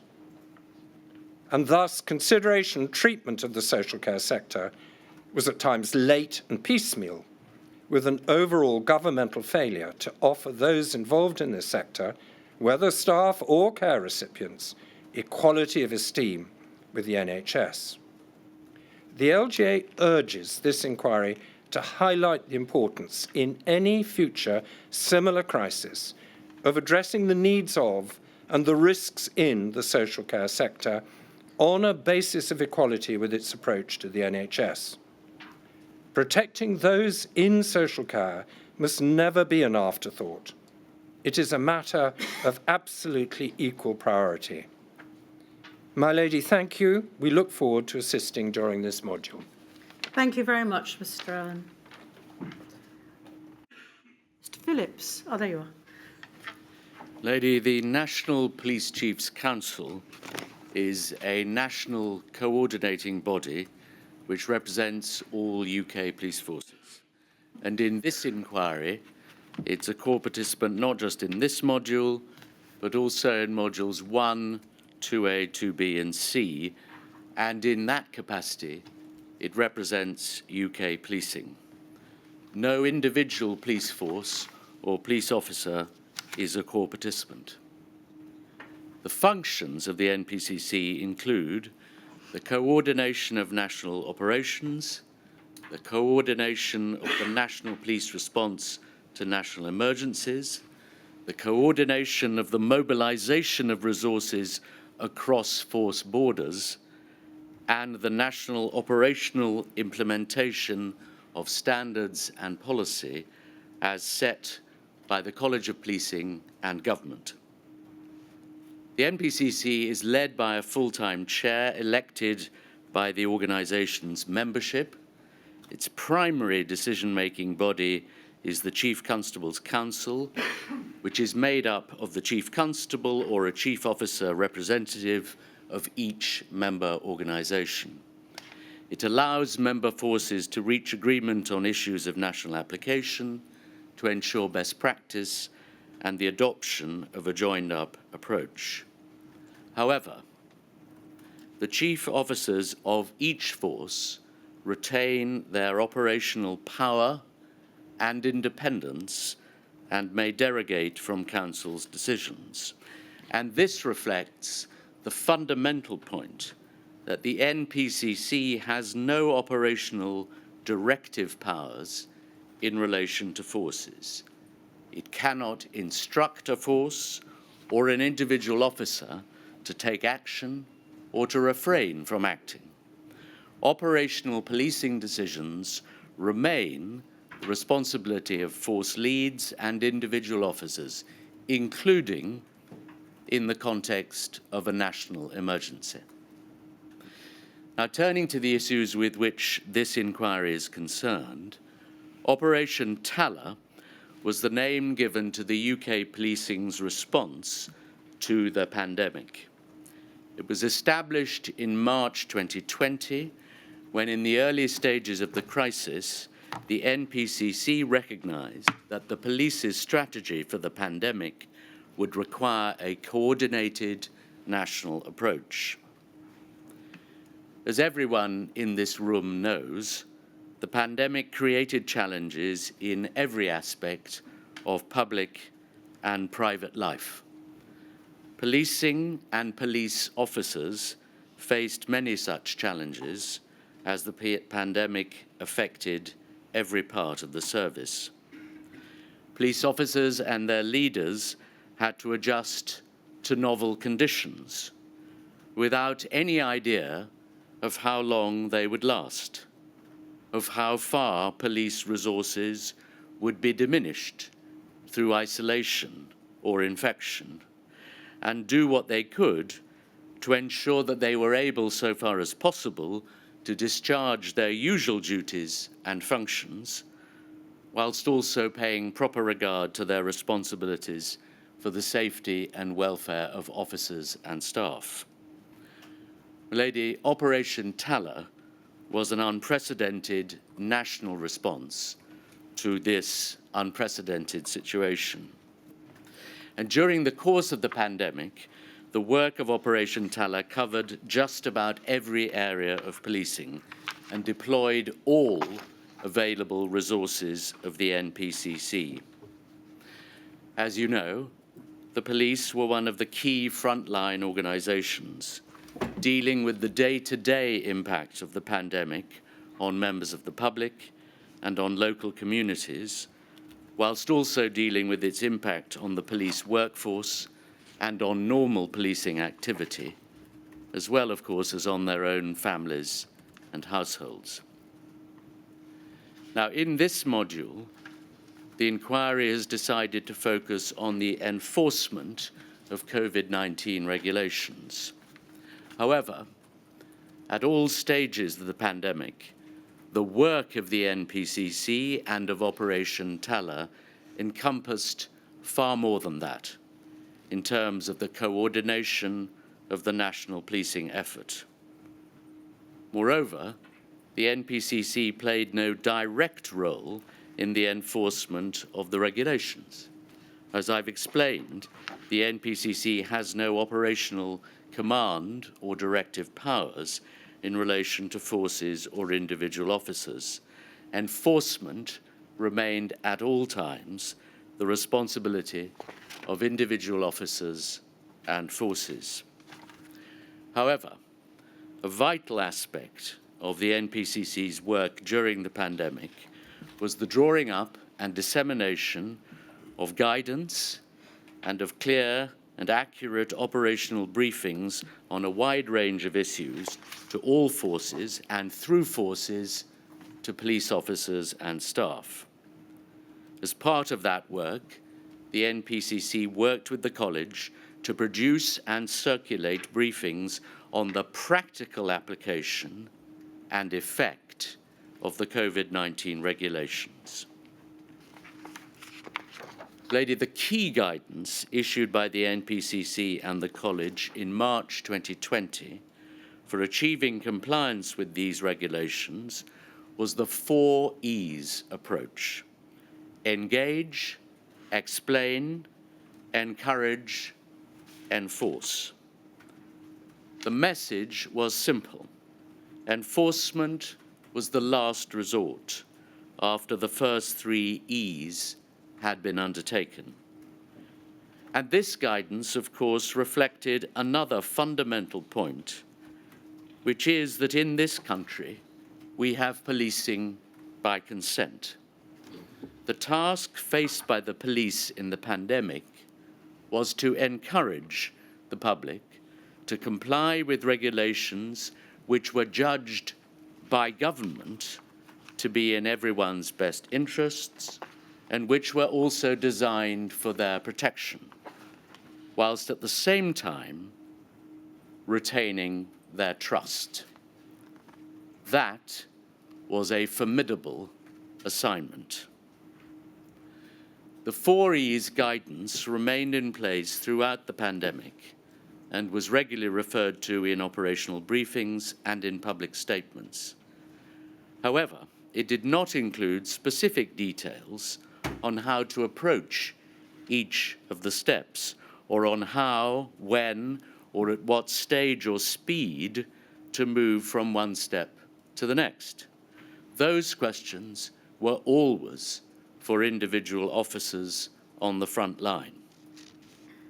That said, the guidance reflected the core recognition that compliance with restrictions optimized public safety, and as I've noted, that enforcement was the last resort. But there was in this one important constant, namely that it was and remained the duty of the police to enforce the law. It was no part of their remit to enforce government policy per se, still less to enforce government guidance. Lady, the provisions of the Coronavirus Act and the related regulations led the police service into the area of public health policing, which was largely uncharted territory, and brought with it a recognized risk of impact on the perception of and on public trust in policing. Moreover, as is well known, there were frequent changes to the legal framework in which the police had to operate by way of the introduction of new or amended regulations, often at very short notice. Meeting all these challenges required and received an exceptional response from policing. For the duration of the health emergency presented by the pandemic, flexibility and resilience were needed throughout the service as it adapted to the novel responsibilities conferred on it and sought to keep the public safe. That's all I wish to say at this stage, my lady. The NPCC will continue to assist the inquiry in any way it can. Thank you very much indeed, Mr. Phillips. Mr. Sheldon, I think you're over there. Yeah. My lady, on behalf of the Government Office for Science, we wish to start by expressing our sincere sympathy for the enduring loss suffered by those affected by the pandemic.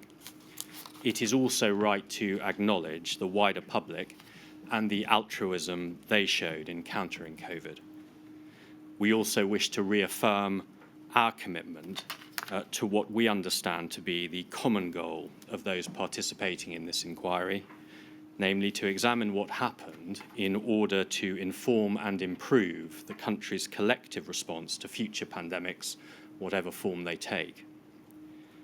The Government Office for Science, or Go Science, is a small organisation. At its head is the Government Chief Scientific Advisor, the GCSA, who reports to the Cabinet Secretary. During the pandemic, the GCSA was Sir Patrick Vallance, and the director of Go Science was Dr. Stuart Wainwright, OBE. The current GCSA is Dame Angela McLean. All have provided witness statements, and all will be giving oral evidence. Together, Go Science and the GCSA provide science advice to the Prime Minister and the Cabinet, and promote and support the provision of science advice in all government departments. Their remit covers the whole of science, and whilst Sir Patrick happens to have had a background in medicine and medical research, which was plainly of considerable value, that was a matter of fortunate chance. During government-wide emergencies, Go Science convenes and provides secretariat support for SAGE, the Scientific Advisory Group for Emergencies. During the pandemic, SAGE was co-chaired by Sir Patrick and the CMO, Sir Chris Whitty. SAGE is not a permanent standing committee, and it does not have members. It exists only when it is activated by COBRA in response to an emergency. Its role is to provide science advice to COBRA and to ministers, bringing together experts relevant to that particular emergency to inform science advice in a way that is coordinated, comprehensive, and comprehensible. Those who participate in SAGE and its subgroups are experts drawn from inside and outside government to give independent advice drawn from their expertise and experience. It is vitally important to a proper understanding of the role of SAGE and the GSA that the distinction between the giving of advice and the taking of decisions is properly understood. The A's in GCSA and SAGE stand for advisor and advisory, respectively, and it is the clearly defined role of both to provide advice on relevant scientific matters and not to make policy. Nothing, including, we would suggest, the mantra of following the science, should be permitted to blur that fundamental distinction. The GCSA and SAGE provided advice to the government on scientific issues relating to the pandemic. The policy decisions that were taken in light of that advice were taken by ministers and officials. Operational implementation of those policies was undertaken by specialist bodies and services. The advice provided by the GCSA and SAGE was restricted to matters of science. The S in both acronyms stands for scientific, and again accurately defines their respective remits. The fact that science advice given to the government during the pandemic was delivered in a more transparent manner than other forms of advice may have led it to be accorded a disproportionate prominence in relation to, for example, economic, political, or operational advice, which was delivered far less transparently. This may contribute to an inaccurate impression that science advice was directing policy making when it was in reality only one of the relevant considerations taken into account by decision makers. One benefit of the transparency, including the publication of the minutes of all SAGE meetings, is that the inquiry now has a comprehensive and contemporaneous account of the totality of the science advice given to the government. In addition, Sir Patrick has provided a witness statement running, as you know, to almost 250 pages, which sets out a full chronological account of the science advice he provided, when it was provided, and to whom. However, it is important to keep in mind that SAGE and Go Science were not the only sources of science advice. Individual departments drew upon their own network of science advisors. The DHSC and the public health agencies are responsible for the provision of science advice on health matters, including health emergencies, in most situations. They provided the clinical and operational advice that lies outside SAGE's remit. So it should not be thought that if something was not considered at SAGE, it was not considered at all. The evidence submitted by Go Science demonstrates, we would suggest, that the challenges of providing the government with timely and authoritative scientific advice during the pandemic were unprecedented in their scale and complexity. The strain they placed on individuals and structures was enormous. There were 105 SAGE meetings during the 2 years of the pandemic, the next highest total for any event in which SAGE has been called is 22. The range and breadth of scientific issues addressed was also unprecedented. SAGE's role is to deliver a clear and accessible account of the current state of scientific understanding on the issue in question to government decision makers. This includes communicating degrees of certainty, causes of uncertainty, and gaps in the evidence base. The questions addressed by SAGE were often complex, novel, multifaceted, and impossible to answer with certainty.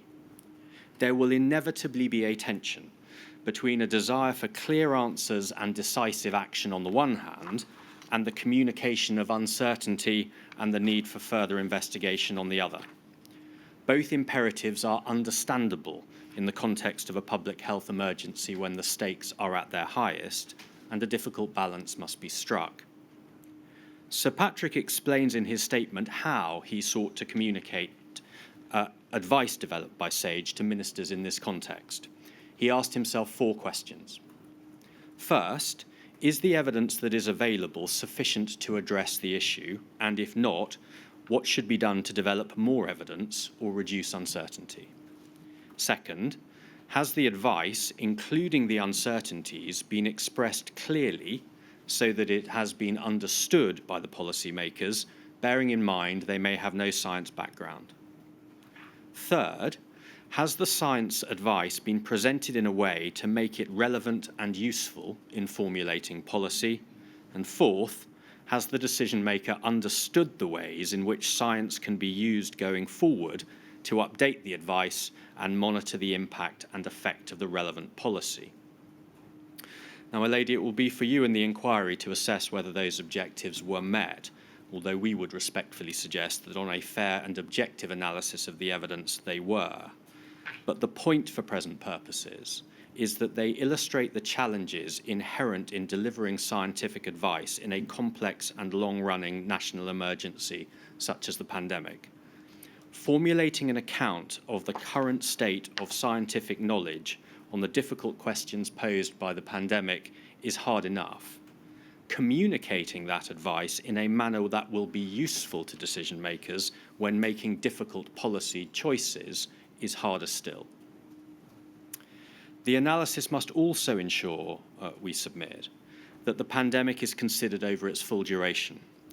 Countries are affected differently at different stages of a pandemic, depending upon a variety of demographic, environmental, economic, societal, and health factors. And that was certainly the case with COVID as it swept across the world.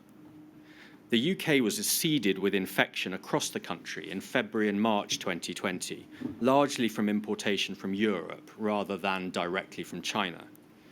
In the UK, the first and second waves caused the most damage, with the second causing more death and illness than the first. In other countries, infection started locally rather than nationally, and in some others, the deadliest waves came significantly later. A disproportionate focus on specific periods, particularly in the early stages of the pandemic, will inevitably produce a distorted and potentially misleading picture of decision-making and the role played by scientific advice in the formulation of policy across the whole period of the pandemic. My lady, this module will inevitably be valuable in identifying ways in which decision-making and the provision of science advice to decision-makers can be improved in a national emergency such as this. The technical report on the COVID-19 pandemic in the UK, published last December, to which Sir Patrick contributed, provides a helpful starting point. But the effectiveness of the UK's response to future pandemics can only be improved by subjecting the core decision-making to further scrutiny. Covid-19 was ruthless in exposing those systems and structures that were particularly challenged by an emergency of this complexity, speed and duration.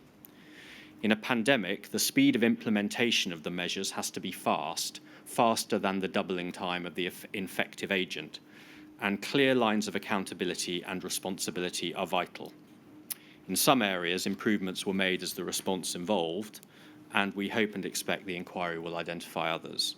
Finally, Go Science and the GCSAs would wish to restate their acknowledgement of the extraordinary efforts of the many scientists, academics and clinicians who assisted SAGE and its subgroups, including colleagues from overseas. The workload was formidable and the pressure was intense. They stepped forward voluntarily and often at a cost to personal and family lives. They did so not for personal advancement or financial gain, but to help. Their work saved many lives, and the country was fortunate to be able to call on them. Thank you, my lady. Thank you very much indeed, Mr. Sheldon. Mr. Howells.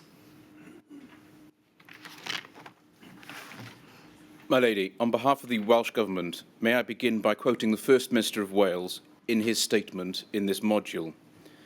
The pandemic touched the lives of everyone, my own, my colleagues, our communities, but none more so than the many families who lost loved ones. I want to acknowledge this loss and take this opportunity to express my personal sympathies and sincere condolences to those affected and to all who sadly lost loved ones across the nations. The pain and sadness of their losses will last a lifetime, and I will continue to recognise this at every opportunity. Sadly, too many families have lost loved ones.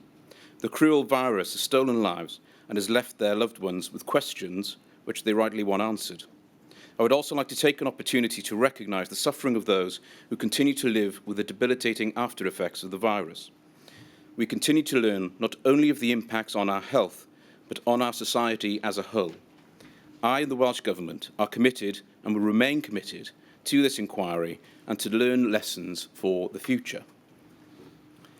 As the inquiry recognises, an important part of examining the effectiveness of the UK Government's response is to examine how it conducted intergovernmental relations with the devolved governments. The Welsh Government made decisions it considered were in the best interests of the people of Wales. Of course, it considered what was being done elsewhere across the UK, but its primary objective was to make the right decisions for the people of Wales based on the scientific and medical advice for the circumstances that prevailed in Wales, which differed to what was happening in the rest of the UK. The actions of the devolved governments should not be judged by ascertaining what the UK government did first, and then asking why the devolved governments diverged. Decision-making in Wales was undertaken in accordance with its legal responsibilities. The Welsh Government is reassured by my lady's statement that there is an obvious value in assessing decision-making across the four nations and the interactions between them. The Welsh Government in particular welcomes the confirmation that your current intention is to publish one report which considers the decision-making in all four governments, having considered the evidence in modules 2, 2A, 2B and 2C. The First Minister has provided two statements for Module 2, which he hopes will assist and inform the inquiry's investigation. Mr Drakeford would also like to repeat in public his offer to give oral evidence in this module so that his perspective as head of government can be heard and, importantly, examined. The Welsh Government knows that the inquiry's investigation will follow the evidence. That is why, given the matters that will be examined in Module 2 and how modern UK is governed, we hope that you will keep under review the decision not to call evidence from the heads of devolved governments in this module. They will provide an invaluable perspective on core decision-making in the UK, without which there is a risk that the full and complex picture of governance will not be heard and an opportunity for much-needed reform will be lost. The Welsh Government invites your ladyship to consider three particular issues. Firstly, the nature and effectiveness of the UK Government's dealings with the Welsh Government in relation to non-pharmaceutical interventions. Secondly, the funding arrangements governing the response to health emergencies between the Treasury and the devolved governments. And thirdly, the benefits of effective devolved decision-making. Those issues have been addressed in our written submissions, but I wish to focus on a few key points this morning. Firstly, the decision-making structures. Until May 2020, the then Prime Minister Boris Johnson engaged with the First Ministers of the devolved governments via COBRA. It can be seen from the minutes of COBRA that all four governments were alive to the benefits of a common approach, but they were also alive to the reality that the pace and implementation would be different in each country, depending on the scientific and medical advice upon which decisions had to be based.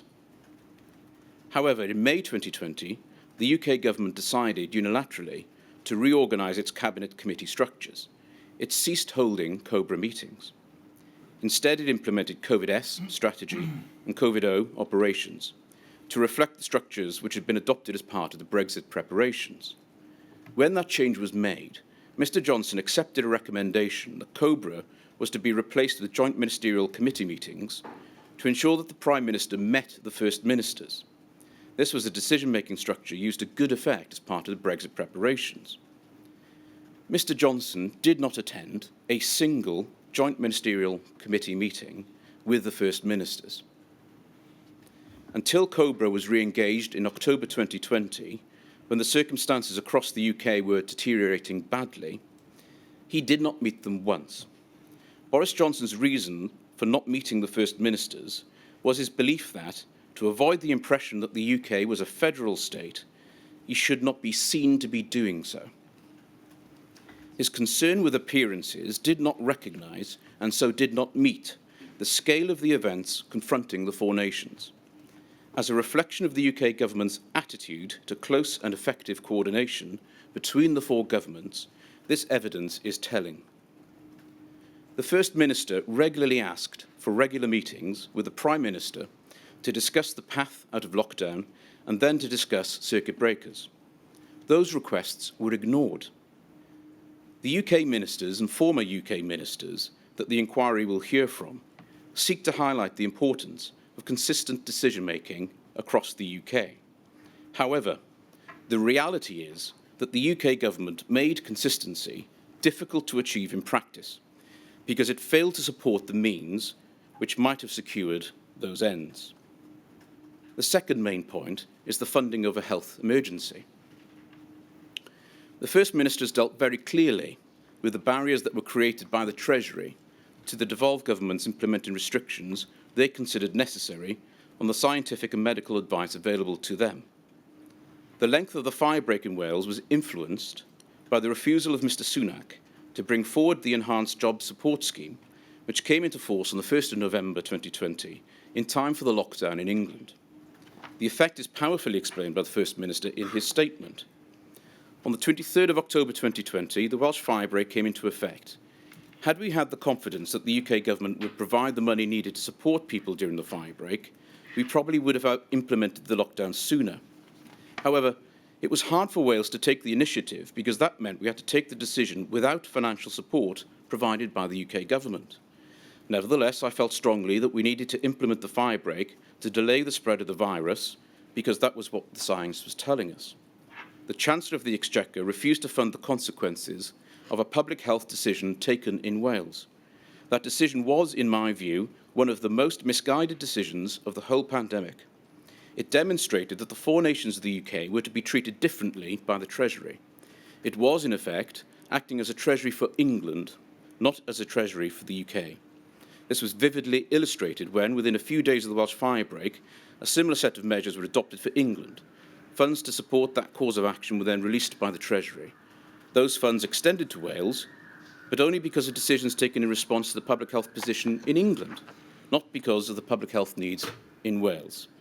The issue of the availability of financial levers was raised time and again and by the First Ministers, but as of today, it remains unresolved.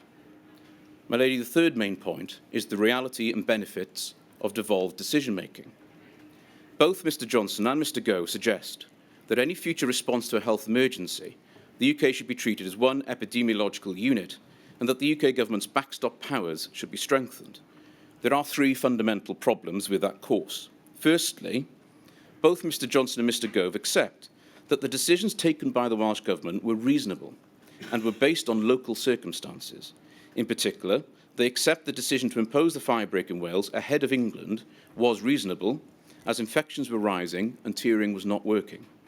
That recognition of the effectiveness of devolved decision-making is inconsistent with the call for greater centralised power. Secondly, the devolved decision-making under health protection legislation was the consequence of the UK government's own decision not to use UK-wide legislation, such as the Civil Contingencies Act or the Coronavirus Act. It is not a proper basis for criticising the devolved settlements that have now existed for nearly a quarter century. Thirdly, the sectors most affected by the public health emergency, health, education, social care and local government, have been devolved for more than 2 decades when Covid-19 struck. None of these policy areas have been the responsibility of the UK government for that length of time. And by 2020, each of them operated under different legislative, policy and funding arrangements from England and the rest of the UK. The UK government was not only unfamiliar with those arrangements, but it lacked any practical presence on the ground. It simply lacked the means to implement any decisions which it might make far from where those decisions would have a practical impact. So the idea that the UK government could swing in and make effective or in some way better decisions for Wales is misconceived. The Welsh Government looks forward to contributing to and supporting the inquiry's work. This module provides a unique and valuable opportunity to assess critically but fairly how intergovernmental relationships work and to make recommendations for improvement. Diolch yn fawr. Thank you very much, Mr. Howes. Can I just say this in relation to the point about not calling the First Ministers in Module 2? I do understand the concerns, of course I do, and I know that Mr. Drakeford has expressed his concerns to the inquiry team. But can I assure everybody, we will, of course, be calling the First Ministers in the specific modules 2A, 2B and 2C, where appropriate. But also, I've told the team that I want the inquiry team, I want to ensure that nothing falls between the cracks. So if there's anything that Mr. Drakeford has raised in his witness statements for this module needs to be put to the UK ministers, they will be put. And similarly, if the UK ministers raise anything, it would be put to Mr. Drakeford when we get to 2B. So please rest assured and assure Mr. Drakeford and the other First Ministers or former First Ministers that will ensure that all the matters they're concerned about will be taken into account. My Lady, I'm grateful. Thank you. Ms Drysdale. Good afternoon, my lady. I appear with Julie McKinley, advocate, on behalf of the Scottish Government. My lady, the Scottish Government wish to acknowledge the scale of the loss and suffering of those in Scotland and the rest of the United Kingdom during the pandemic and recognise the central importance of the bereaved and all those affected by the pandemic to the inquiry process. In this context, the Scottish Government wish to emphasise their full commitment to the inquiry to ensure that the response to the pandemic is properly scrutinised. The Scottish Government wishes to assist the inquiry, to participate fully in it, to listen to the evidence and to learn lessons for the future. My lady, I wish to address you on 5 key themes, which are devolution, intergovernmental relations, data, public health communications and inequalities. Turning to the first of these, my lady, devolution. The Scottish Government's decisions and actions in relation to its devolved responsibilities will be examined, of course, in Module 2A. However, devolution forms the context for the decision-making of governments in the UK and is therefore also relevant to Module 2. My lady, devolution does not necessarily imply difference, nor does a reserved or centralised decision-making necessarily imply uniformity. The Scottish Government's strategic objective in responding to the pandemic was to contain and suppress the virus, to minimise the overall harm it could do, taking into consideration the available scientific, clinical and public health advice. Its engagement with the UK Government was undertaken with that objective. My lady, the Scottish Government recognised the harms caused by the impact of the pandemic and the government response. A key part of that was consideration of the 4 interrelated harms, which were direct COVID-19 health harm, other health harm caused by the pandemic, societal harm, and economic harm. Devolved control of the public health response was crucial to the effective handling of the pandemic in Scotland. The Scottish Government respectfully submits that the inquiry should exercise caution in considering the merits of devolution as a political concept, which is a constitutional settlement. The issue of the operation of devolution is relevant to the pandemic and response, but the merits of devolution are an issue that is collateral to the pandemic. Devolution allows the people of Scotland to choose political representatives that reflect their views, and the Scottish ministers are accountable to the Scottish Parliament rather than to the UK ministers. There is a close connection in Scotland between the devolved powers and the administrative benefits of a cohesive and efficient system. The close connection ensures clear lines of democratic accountability, which are essential to good government. My lady, it was for the devolved governments, rather than for the UK government, to take decisions about devolved matters, including NPIs, and to be accountable to their respective legislatures and electorates. Given the widely varying geographical and epidemiological circumstances across Scotland, and conscious of the need to balance the impact on social and economic activity of measures necessary to suppress virus transmission, the Scottish Government took the approach of tailoring restrictions to local circumstances. The Scottish Government took decisions at all times based on its best assessment, combining evidence and judgment of what were the most appropriate actions to minimise the harm of the pandemic to the Scottish population. Naturally, the Scottish Government recognises that devolution must be accompanied by effective arrangements for cooperation between the four nations of the UK. And the Scottish Government's objective in engagement with the UK Government and the other devolved governments was not uniformity of approach, which will not have been appropriate or proportionate, but rather cooperation on matters of mutual interest and where there was an interface with devolved decisions. Overall, the Scottish Government considers that there were benefits of devolution in the context of the pandemic response due to subsidiarity, with decisions taken at the lowest possible level, reflecting regional variations and promoting trust and compliance with restrictions.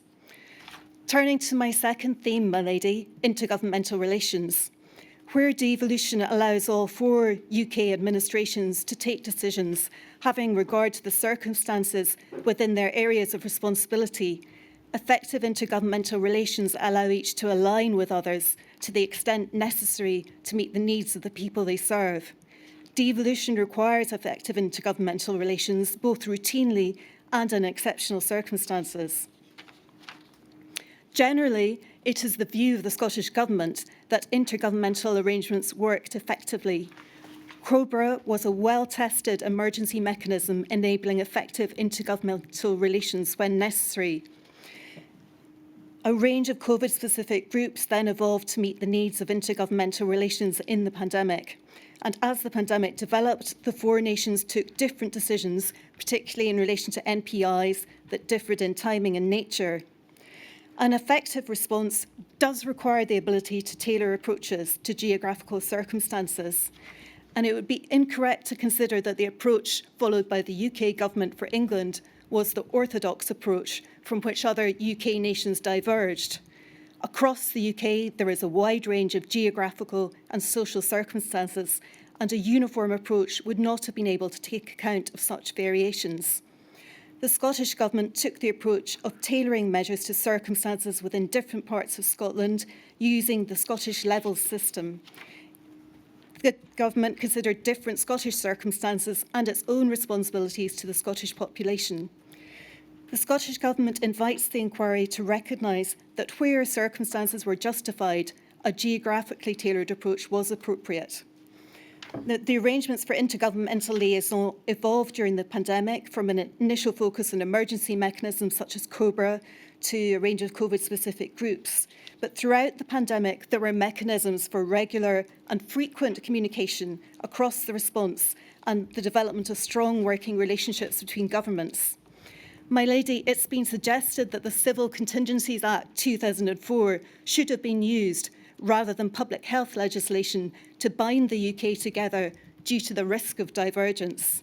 The implication is that in a future pandemic, the UK government should lead the response using its emergency powers under the 2004 Act. The Scottish Government submits that this should remain as devolved decision-making rather than using emergency legislation, that the 2004 Act was not an appropriate vehicle for the government response to the pandemic and would not be if a similar pandemic occurred in the future. The Scottish Government refutes any suggestion that its decisions were at times politically motivated. Justification of divergence was set out contemporaneously, and the Scottish Government's shared intention with the UK Government was to save lives and minimise the harm from the pandemic. Turning to my third theme, my lady, data, the Scottish Government recognises the importance of efficient communication between the UK Government and the other devolved governments about data. It worked collaboratively with the other governments of the United Kingdom. The core structures at UK government level were COBRA, SAGE and its subcommittees, and the Scottish Government participated constructively in these to the extent that it was invited to do so. It also participated in various Four Nations meetings and liaised extensively with Four Nations counterparts. Overall, the Scottish Government was impressed by the quality of the advice that emerged from the Four Nations processes, but there was often an English focus. This prompted the establishment of a new advisory group, the Covid-19 Advisory Group in Scotland. My lady, turning to my fourth theme, public health communications, communicating information about the government response and the actions of the population was critical. Therefore, a priority for the Scottish Government from the outset was to ensure the most effective public communication possible. Generally, information sharing between the UK and Scottish governments about public health communications enabled both governments to plan. But trust in the Scottish Government was consistently higher than trust in the UK Government throughout the pandemic. This is possibly a reflection on the effect of devolution on communication. As the public health advice and response to the pandemic between England and Scotland started to differ, communications had to differ, and the Scottish Government submits that UK Government public health communications could have been clearer as to their territorial scope. My lady, turning to my final theme, inequalities, the Scottish Government welcomes the inquiry's commitment to learning the detailed lessons on inequalities and welcomes the expert evidence on the effect that existing structural inequalities in society had on vulnerable and at-risk groups during the pandemic. The Scottish Government recognises that we have an opportunity to make fundamental and lasting changes to address these issues. The Scottish Government has been committed to the eradication of inequalities in health and social care for years. During the pandemic, consideration of inequalities and the principle of fairness were integral parts of the Four Harms decision-making approach. The Scottish Government commits to listening carefully to the evidence of witnesses in respect of structural inequalities and to learning lessons for the future. My lady, in conclusion, the Scottish Government will examine and consider closely the recommendations that the inquiry makes in relation to Module 2. It understands that the most important way to recognise the loss and suffering of the people of Scotland and the wider UK population during the pandemic is to learn from the evidence, to identify what could have been done better and to improve government decision-making in a pandemic to save lives and to prevent future suffering. Thank you. Thank you very much, Ms Drysdale. Ms Studd, sorry you've had to wait so long.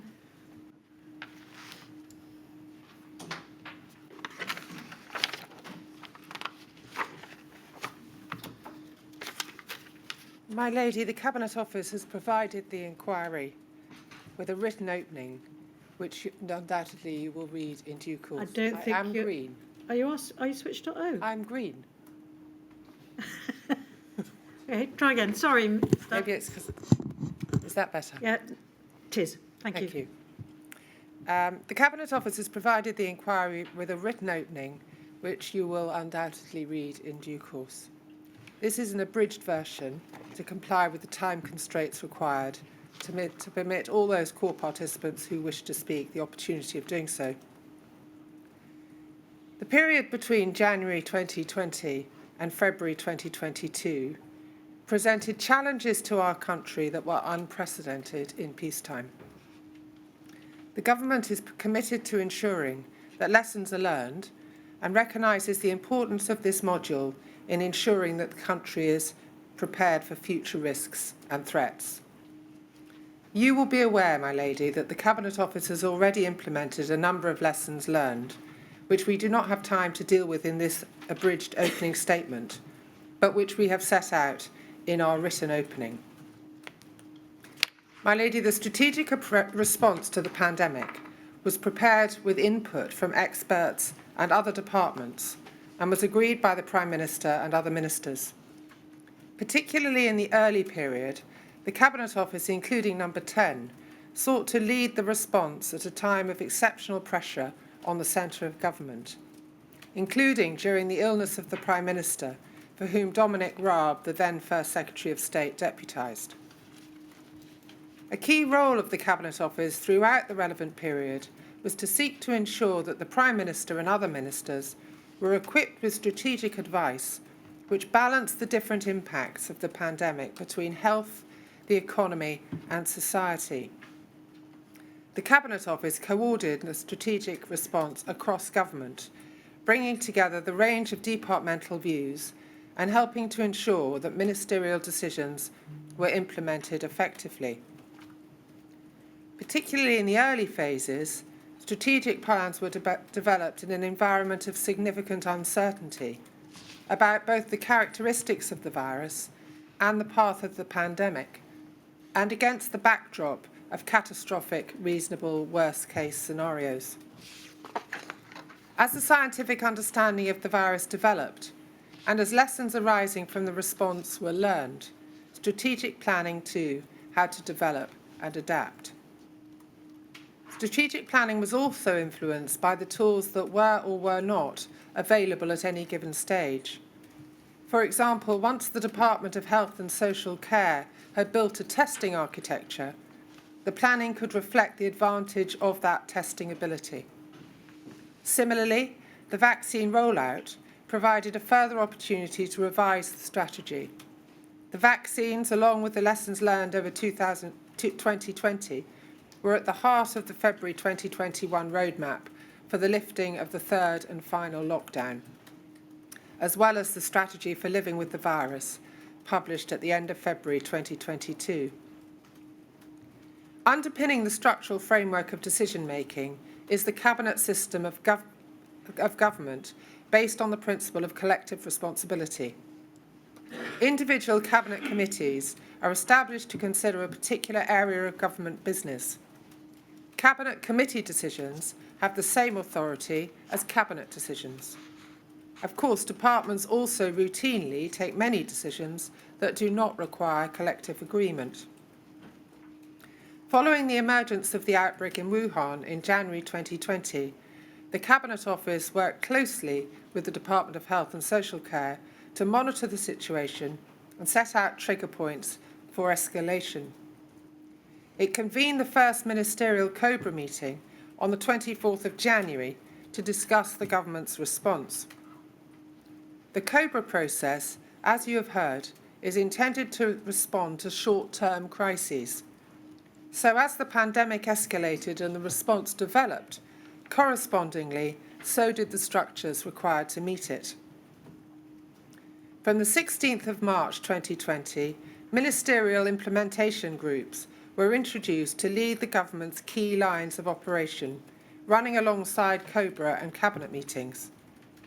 The ministerial operation groups reported into a 9:15 a.m. strategy meeting, chaired by the Prime Minister.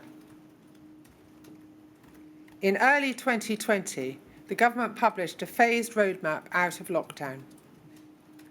It became clear that the governance structure, less complex and more sustainable for the longer term, was required. From the 28th of May 2020, the ministerial implementation groups were replaced by the COVID Strategy Committee, the COVID-S, and the COVID Operations Committee, COVID-O. Throughout this evolution of governance structures, the government sought to maintain the principle of cabinet collective responsibility despite the speed of events.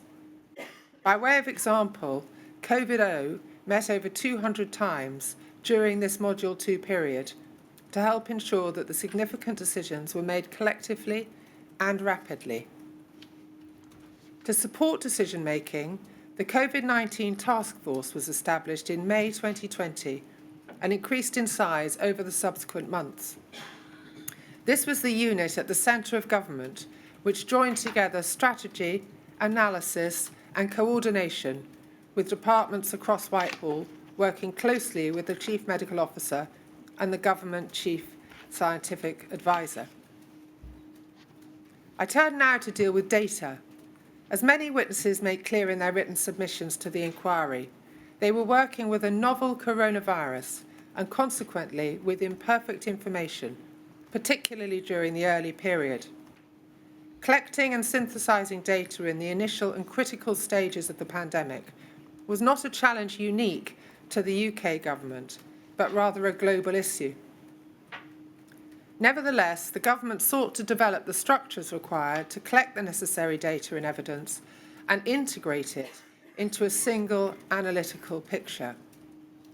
The COVID dashboard, operated by Cabinet Office, brought together a wide range of information provided by an analytical community across government.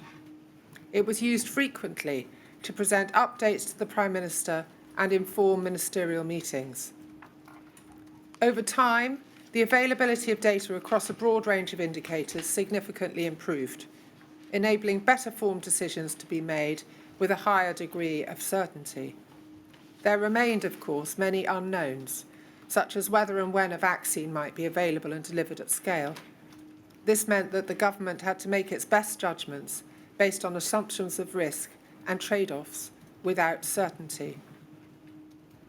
Equality concerns were also an important part of understanding and responding to the virus.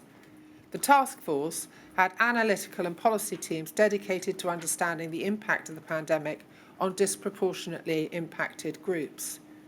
They conducted a broad range of analysis which informed policy making across government, ministerial meetings and equality impact assessments. The Equality Hub provided data and evidence to assist the Cabinet Office and government more widely, including on the prevalence and impact of COVID-19 on communities who were considered to be at greater risk. The Race Disparity Unit, which became part of the Equality Hub in September 2020, informed the government's understanding of the prevalence and impact of COVID-19 on different communities, helping to shape the government's response throughout the relevant period. The pandemic also posed novel challenges to frameworks for decision-making across all levels of government in the United Kingdom. The spread of the virus across the country and the measures in place in different parts of the country were not always uniform. The Cabinet Office endeavoured to engage constructively with the devolved administrations. From the start of the pandemic, for example, the First Ministers of Scotland, Wales and Northern Ireland were regularly invited to COBRA meetings. The Chancellor of the Duchy of Lancaster had also had regular calls with the First Ministers to support coordination between the devolved administrations and the UK government. There is significant evidence of data sharing between the UK government and the devolved administrations throughout the pandemic, and where concerns were raised, efforts were made to address them. Provision of data to local authorities and regional mayors improved substantially over the period. To conclude, this inquiry is an unprecedented moment of transparency about the government of this country.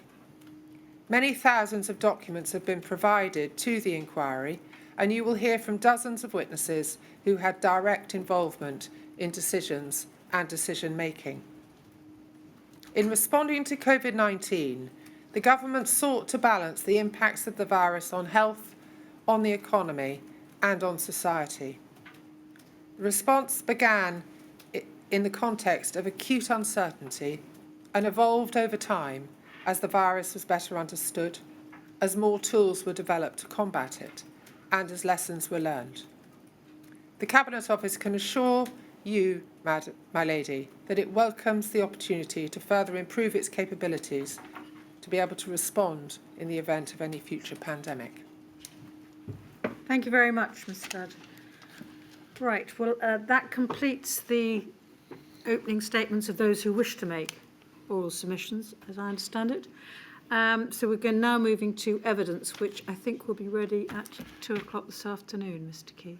Yes, we'll be hearing at 2 o'clock from Ms Goodman on behalf of Covid-19 Bereaved Families for Justice.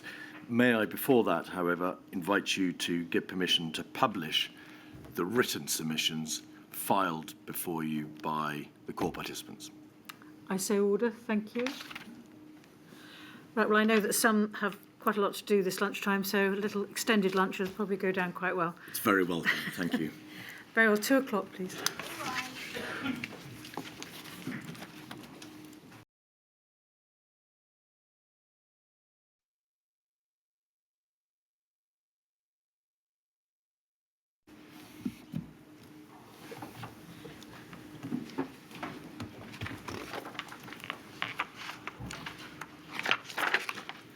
Lady, may I please call Joanna Goodman?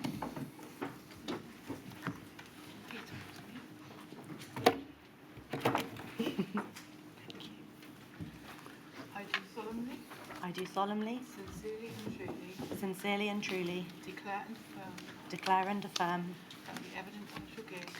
that the evidence I shall give shall be the truth, the whole truth, and nothing but the truth. Ms Goodman, I appreciate this could be difficult for you, so please just say if it gets too much, all right? Thank you very much.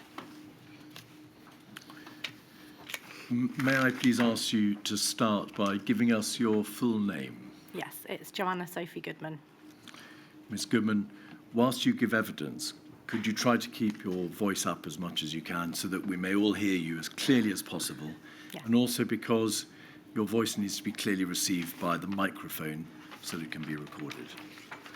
If I ask you a question that isn't clear, which may be quite possible, please ask me to repeat it. Yes. Ms Goodman, you have been good enough to provide this inquiry with a statement signed, in fact, on the 27th of September of this year. We don't need to bring it up, but it's INQ 281297. Is that your statement? And it is, of course, true. And, my lady, perhaps that could be published in due course. We heard in Module 1 from Matt Fowler. Is he the co-founder with you of Covid-19 Bereaved Families for Justice? He is. I'm going to ask you some questions about your father, Stuart, in a moment or two. But did the group Covid Bereaved Families for Justice come into being at the end of April 2020, soon after you had lost your own father on the 2nd of April? Yes. Could you just say something about why you instituted the group, why you commenced it, and what was it about the circumstances of your father's death which caused you to have to set up, as you saw it, that group? Yes. So my father, Stuart, he was someone who, from very early on, we knew was likely to be vulnerable to COVID-19. He was 72. He had a number of health issues, and at the time, he was undergoing diagnosis for cancer. When the risk factors for COVID-19 were published, they looked pretty much like a shopping list of his health conditions. And I still have a message that I sent to him on the 3rd of March telling him that I wished I was able to wrap him up in a giant ball of cotton wool. At the time, I was actually in India. And in India, it was already very clear that the virus was something to be feared, that For instance, in my statement, I gave the example of the Festival of Holi on the 10th of March. Festivities were very, very much scaled down. And people were actually approaching me and saying, oh, it's really worrying to see how quickly cases are rising in the UK. And I was very, very anxious about my own father. So I was on the phone to my parents most days in March 2020 to say, it's really worrying, there are more cases. And my family, effectively, we made the decision to shield my father from long before the first lockdown. Can I just pause you Yes. there? There's quite a lot to take in there from that. Your father had, I think, a number of health issues in the years before the pandemic, including 2 heart attacks. And therefore, was it the position that a considerable amount of care had to be taken to ensuring that he remained healthy thereafter, and obviously that he was protected to whatever degree was required? Yes, I think it was very clear to myself and my family very early on that should my dad contract COVID-19, the chances of him surviving were very low. And so that was why I guess it was a no-brainer for us that we needed to do everything we could to keep him safe. And that included, for instance, my mum works as a music therapist in schools. She stopped going into schools. They scaled back their social contact and then eventually stopped their social contact before the first lockdown.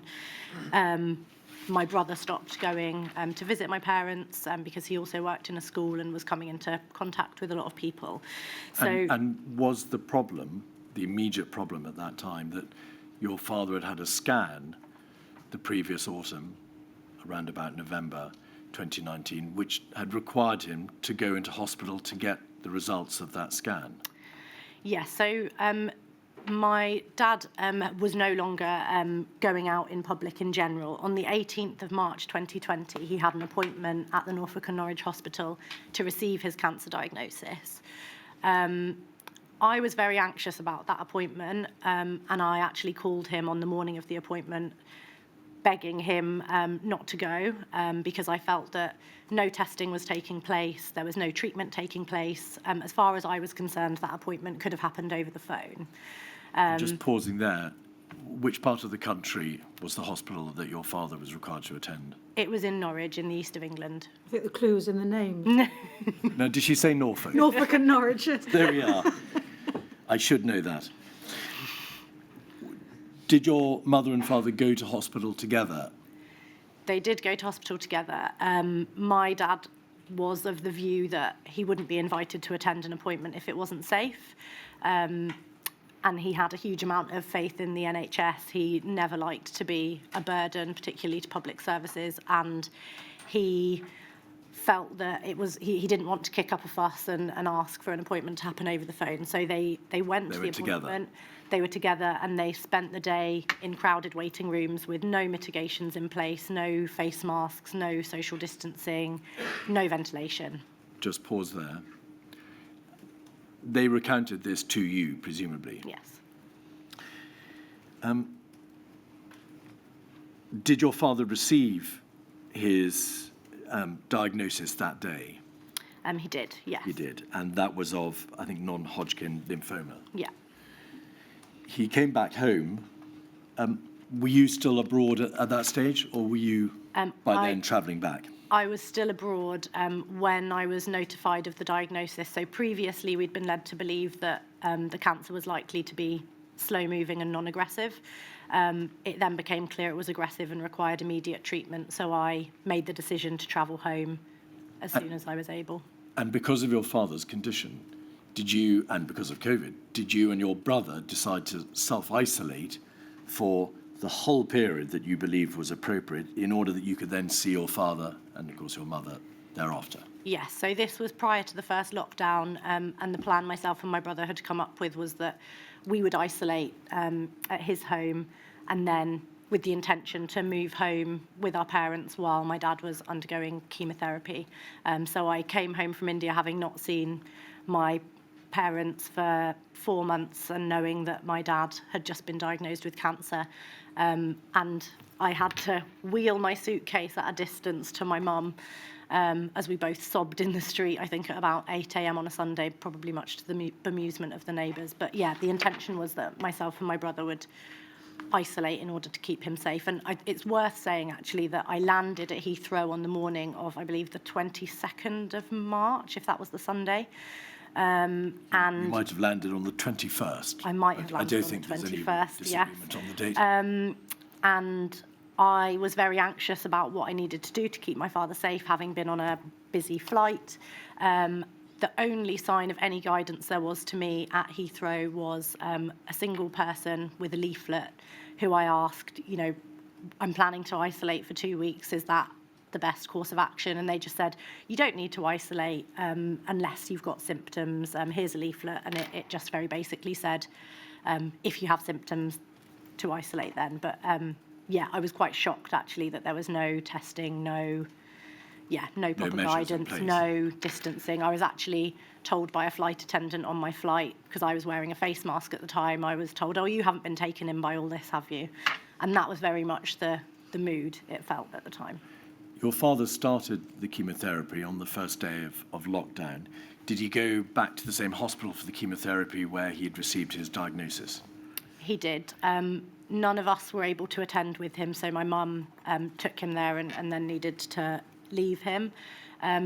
He wasn't tested prior to starting the course of chemotherapy, and I think what's worth saying is that we believe that he contracted COVID when he attended that appointment on the 18th of March. When he received his diagnosis? When he received his... Rather than when you went in for his first dose of chemotherapy? Yes, and so we believe that he would have probably already tested positive for COVID-19 on the day he began his chemotherapy treatment. But no test was offered, and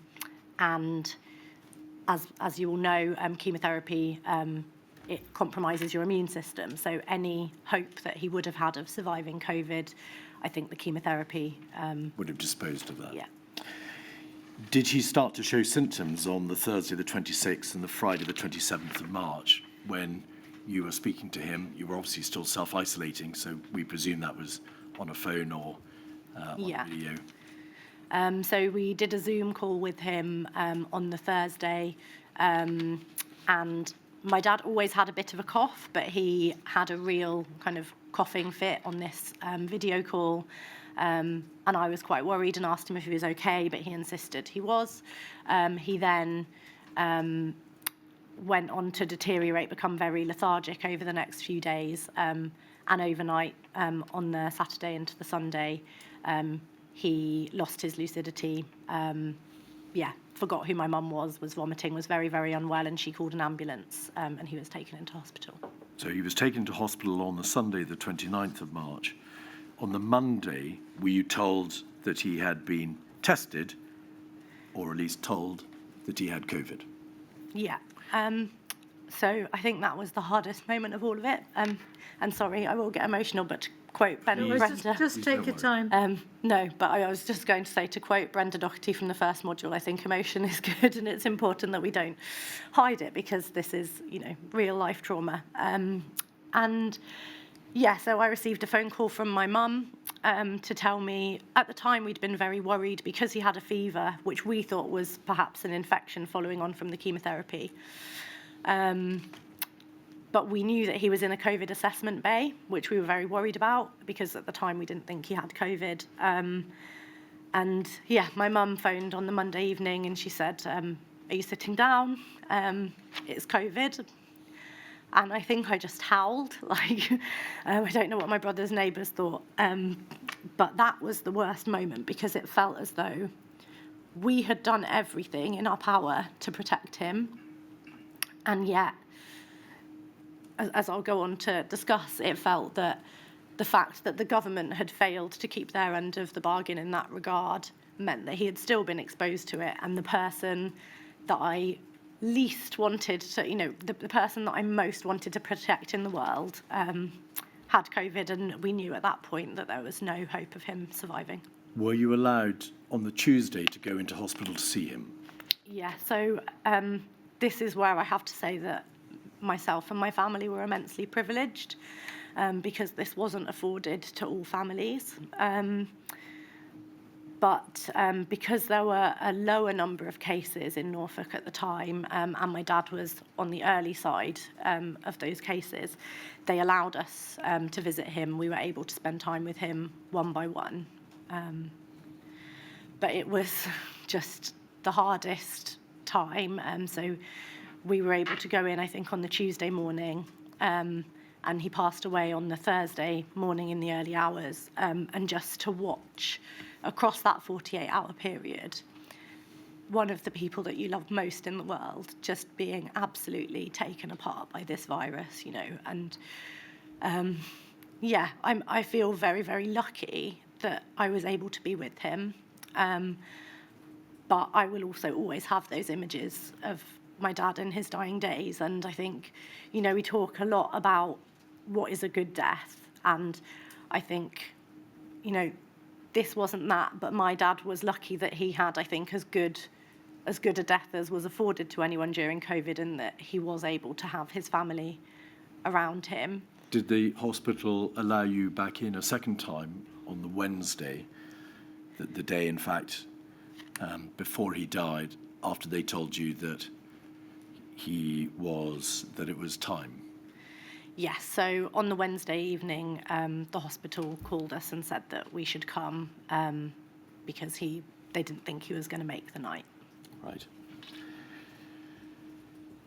After your father passed away, do we presume that the funeral was not, that it was a funeral that was subject to the restrictions which were then in place, and therefore you were denied the ability to have any more than 10 people there? There was no proper wake, and it was one of those appalling, dreadful events. Yes, that's correct. As a result of the COVID restrictions.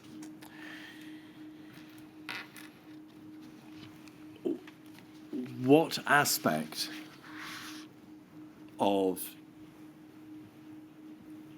the infection of your father with COVID, or the hospital treatment, or the way in which you were denied the ability to attend a proper funeral afterwards, led you to set up the COVID bereaved Families for Justice group?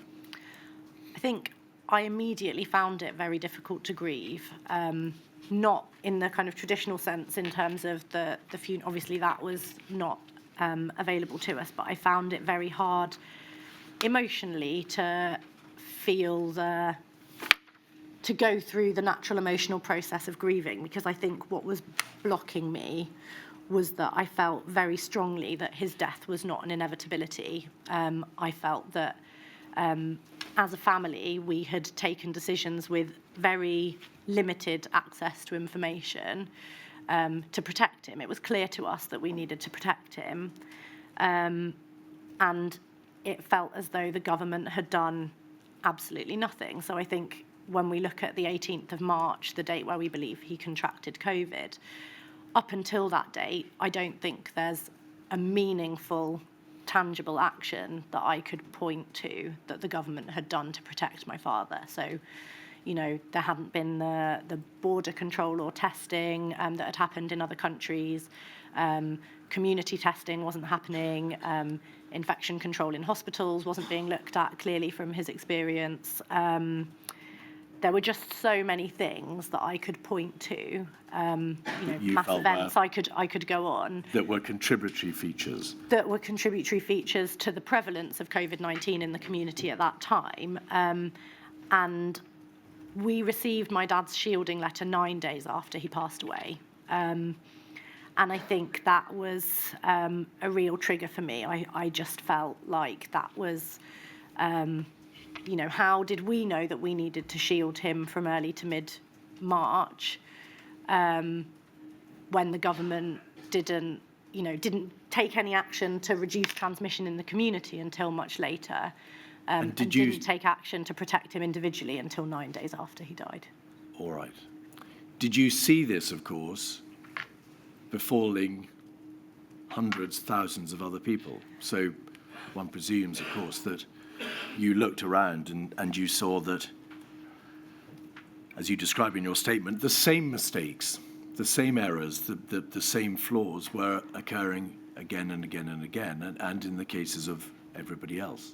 I think that came a bit later. So initially for me, it was very much a personal sense that my dad's life had been treated as expendable, and I really questioned whether decisions had been made by government on the basis that people like him needed to be protected. And at the time, I didn't really know what to do with all of these feelings. I ended up actually speaking to a journalist from the Independent newspaper the day after his funeral, so you can imagine the kind of emotional state that I was in. And I shared with them that I felt strongly that the government was responsible for my father's death. And that was how I initially made contact with Matt Fowler. And I found him in the Facebook comment section, and he said that he'd lost his dad and, felt exactly the same as me. So I think that was the first sense I got that anyone else shared those sentiments. But I think we very quickly agreed that what we needed to do was see if there were other people that felt similarly, and it very quickly became evident we had people from all across England, Scotland, Wales, Northern Ireland, a range of backgrounds, all sharing different concerns about the specific circumstances of their loved one's deaths. May I just pause you there, because I want to ask you about what those themes were. Yeah. As you talk to more and more bereaved people, certain themes undoubtedly emerged. Yes. And I just want to ask you, please, to identify the broad themes. Presumably, they are the themes, in part, that your group then commenced campaigning about.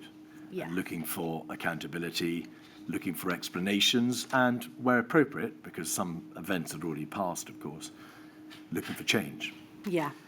So let's identify some of the broad themes. From your statement, and you describe it as possibly the most stark theme that first emerged when you spoke to other bereaved people, was that the 111 system? Yes. So that was something that started to, because I think instinctively when people found this community of other bereaved people who shared their concerns, people shared their stories. And I think that was probably the quickest pattern to emerge, that there were a lot of people who were sharing stories of their loved ones who had become very unwell at home, had done what they had been asked to do and made contact with the 111 service, and had been asked about their symptoms. And despite the fact that they themselves and their families were hugely concerned about them and felt that they were very, very seriously unwell, the triage questions were indicating that they should stay at home. So just pausing there, it became apparent that there were a number of questions being raised about the way in which the triage system, so the way in which people were assessed to see whether they would be allowed to have hospital treatment, was being undertaken. Yes. So issues about whether or not the correct symptoms were being identified. Yes. Whether or not there was some pre-existing policy in place which denied some people medical care but not others for wrongful reasons. Is that the gist of it? Yes. So, for example, I think there were people who were asked if their loved one could make a cup of tea, and that was, if it was considered if they could make a cup of tea, then they couldn't be gravely ill, right, despite their families describing very, very significant other symptoms. There were people who were asked if their loved one's lips had turned blue, which is a presentation that might be present in someone with a Caucasian skin tone that might not be present in someone with a darker skin tone. There were people who were asked about symptoms which weren't present, but the symptoms which were present were kind of disregarded. There didn't seem to be any element to the assessment process which took into account people's pre-existing health conditions. So a lot of people had existing vulnerabilities, which made their symptoms significantly more concerning. Ms. Gilman, may I just pause you there? I do apologise. I want to try to elicit some of the other areas in which your group has Yeah, been. could I just add 2 brief points there? Yes, do. The other thing was about the accessibility of the 111 service. So I know that one of our members in Wales was told by the GP that they couldn't deal with a COVID case and that they needed to go through 111. When they were trying to get through to 111 repeatedly for, I think, days, and eventually it turned out that 111 didn't cover that part of Wales and the GP didn't even know. There were people who English was their second language and they weren't able to communicate effectively their symptoms and their families were concerned. And in these instances, the results were either people going into hospital very significantly too late, by which point there was nothing that could be done, or in some circumstances actually people dying at home before they were able to access any real medical attention. Thank you. 2 other areas from your statement appear to be of particular importance and particularly prevalent. One is the amount of persons who acquired COVID in hospital, so nosocomial infection. Did a very large number, and do a very large number of the members of your group say that their loved ones acquired COVID in hospital? So that's the first issue. To what extent has that been an issue which has been raised by your members? Yes, I think at the time there was a lot of coverage of issues around care homes in the press, although it didn't cover all of the detail I'll come on of to that. care But homes in a moment. That was one of the starkest things that it felt like it was coming up within our group. But, Yes. but it Can I come on to care homes in a Yes. moment, because I want to ask you some questions about that. But in terms of hospital-acquired COVID, hospital-acquired Yes. infection, to what degree has that been a very major issue raised by your... a very significant issue. A lot of people who were in hospital for the entire period, so it was very clear that they contracted COVID. A number of people who also believed that their loved ones had contracted COVID, like we believe my dad did, Yes. at an outpatient appointment. Also, people not being tested on discharge from hospital, and often then going home, becoming ill, being readmitted, or actually going home to someone else who is vulnerable in the household. So particularly you can imagine elderly couples whereby one of them would have been in hospital, wasn't tested, and on arriving home became ill. Right. And then their partner then went on to become ill. And I think it's one of the saddest things that there are a number of people in our group who lost both parents to COVID-19. In relation to care homes, which you've mentioned, are there 2 main areas about which the members of your group have expressed the greatest concern? One is, of course, the acquisition of infection in the care home sector.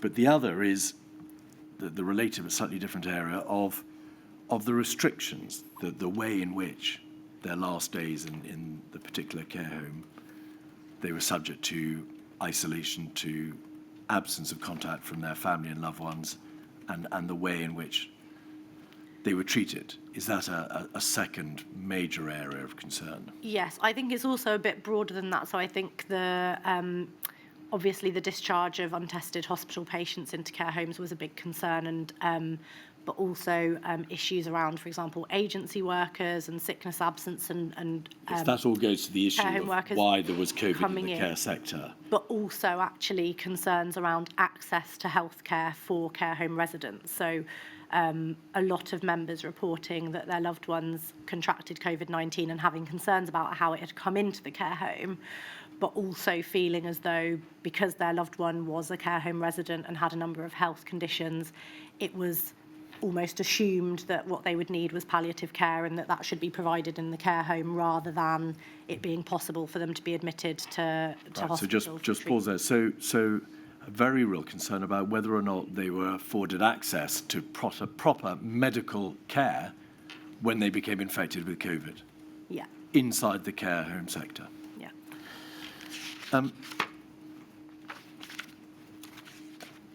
We are aware, and Her Ladyship is aware, that you've sent to the inquiry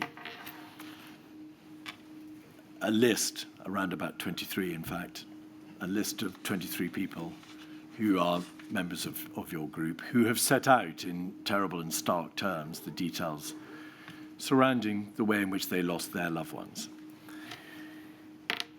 I just want to identify for you, if I may, the sorts of themes and issues which emerge from that list, not to give you, I'm sorry to say, an opportunity to describe the ways in which their loved ones died, but to identify that some of the broad themes that you've identified already reoccur in that list of other persons. So they deal with areas such as pre-existing health vulnerabilities, the absence of masks, 111 service, which you've addressed already, nosocomial infection, which you've addressed already, the lack of PPE for key workers, the lack of isolation at work from other people who may have become infected, the lack of financial provision for those who are unable to go to work,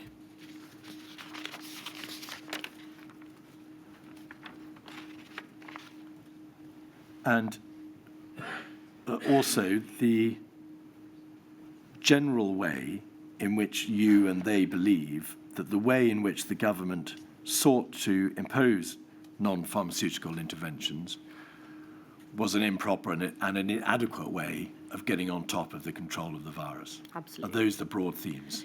Yes, and I think I would like to speak a little bit to the experience of running the group in that period, if I may. Would you forgive me if I invited you to decline that self-imposed invitation? The running of the group is not central to the underlying problem. Sorry, I'm explaining. So I suppose the way that we tried to influence those decisions is what I would like to speak to, because I think... Well, can I ask you this, an alternative way? Was the group formed pre-pandemic or during the pandemic? It was formed during the pandemic. And therefore, as the pandemic rolled on, did the group have an opportunity of giving evidence, for example, to the all-parliamentary group, of communicating its concerns to ministers and officials in government? Or did you take up the baton of campaigning on these issues after the pandemic was over? No, we very much began campaigning almost immediately. So you mentioned that the group was formed the same month that both myself and Matt had lost our fathers. We and the other people, I mean, we always say we're the co-founders, but there are so many people who have given so much of their time and energy at the hardest time of their lives to run this campaign. And our goal has always been to ensure that lessons could be learned and lives could be saved. And I think we never felt that more keenly than in those early days of the formation of the group, because we all felt very strongly that we couldn't do anything to bring our loved ones back, but we could do what we could do to try to prevent further deaths. And what we wanted to do more than anything was to influence the trajectory of the COVID pandemic, because obviously we were still very, very much in the thick of it at that point. And I think none of us felt able to grieve because we felt this sense of, it was like, you know, we were bereaved, but we knew that there were families who were still to be bereaved, and they didn't know that this was the most important thing that they needed to do to prevent. I can't really articulate it properly, but it felt like there were families who would one day be us, and we didn't want them to be. And we wanted to do whatever we could we always said, you know, even if we could save one life, it will have been worth all of it. So, but in those early days, we were kind of desperately trying to get the government to engage with us. So we sought a meeting with the Prime Minister and then Health Secretary. We wrote to various ministers. We got a lot of responses basically saying they were very busy handling the pandemic and couldn't speak to us. And at the same time, I think very often Boris Johnson would be doing a press trip in a hard hat, which didn't feel to us as pressing, as engaging with bereaved families on what needed to happen in relation to the pandemic. So we began pushing for the inquiry very, very early on, and we sought other opportunities to try to create change. So I provided evidence that we gave. Ms. Goodman, I'm very sorry. I'm going to have to pause you there because there's a limit on the time that we have. Yes, And I'll be very obviously succinct. No. It's of the greatest importance to a ladyship that we understand what befell your members and where the greatest areas of concern are, because that is where, of course, she'll make her recommendations. Your engagement with the government in all its shape and forms is of, I'm sorry to say, slightly less importance. And so I'm going to have to leave it there.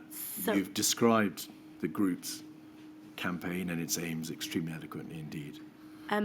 If I could, so what I wanted to, I was just coming to, I think over that summer, we sought to influence the trajectory of the pandemic as much as we could, and we were very concerned, and our members were very concerned. And so I've talked really about the concerns from the first wave. I think what then proceeded to happen was those of us who were bereaved in the first wave were very concerned about decisions like Eat Out to Help Out, decisions which seemed to be antithetical to efforts to protect life.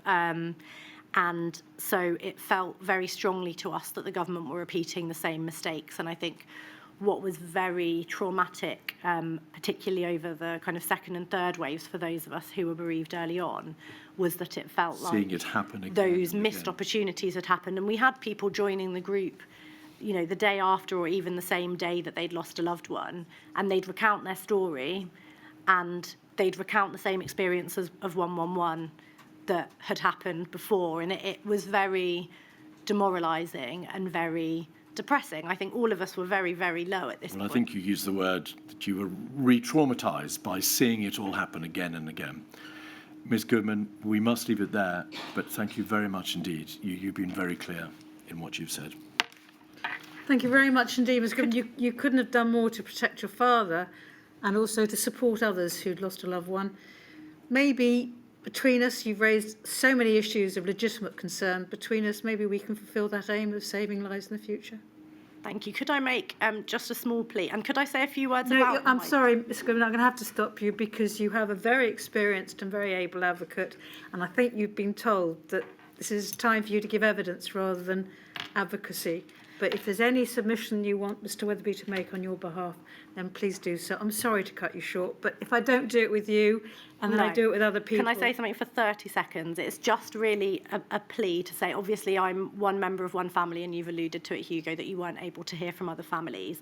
And I really just would say over the coming weeks, as you're going to hear a lot of evidence, it's just to really keep families at the forefront of your minds and to think about the kinds of decisions that families up and down the country were taking to try to keep loved ones safe, and really to look at, you know, I think we'll hear a lot of arguments that it's the benefit of hindsight. And I think hopefully I've made clear that my family and many other families up and down the country were making decisions at that time and throughout the pandemic. And I just would really encourage you to consider, were those decisions being made on the right basis to protect life and to protect people like my father and so many tens of thousands like him? I absolutely take on board everything you've just said then. Ever since I went around the United Kingdom meeting bereaved families, the suffering has been at the heart of everything I've considered. So please rest assured that every time I hear a witness, I am thinking about the impact on people of decisions that were made, and also will be considering whether the impact on people was taken into account. So don't worry, you'll always be at the heart of everything we do. Thank you very much. Thank you.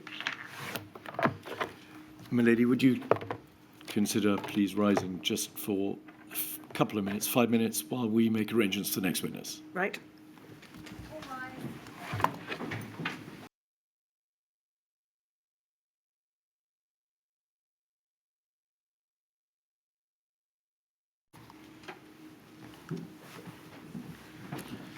May I please call Dr. Whiteman? Good afternoon, Dr. Whiteman. I'm the usher today. Can you hear me?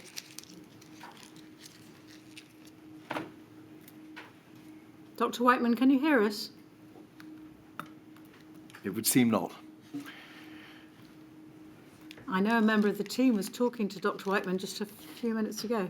Yes, somehow we seem to be able to, we've got ourselves in a position to be able to speak to Dr. Whiteman from 2 rooms simultaneously but differently. Dr. Whiteman, can you hear us? I can hear you. Oh, great.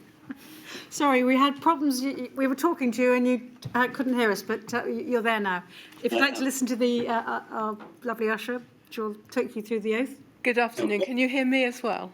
I can hear you, yes. Lovely. And I understand you're going to take the affirmation, is that correct? That's correct, yes. If you could repeat after me, please. I do solemnly, I do solemnly, sincerely and truly sincerely and truly declare and affirm declare and affirm that the evidence I shall give that the evidence I shall give shall be the truth, shall be the truth, the whole truth, the whole truth, and nothing but the truth. and nothing but the truth. Thank you very much. Could you give the court, please, your full name? My name is Dr. Alan Whiteman.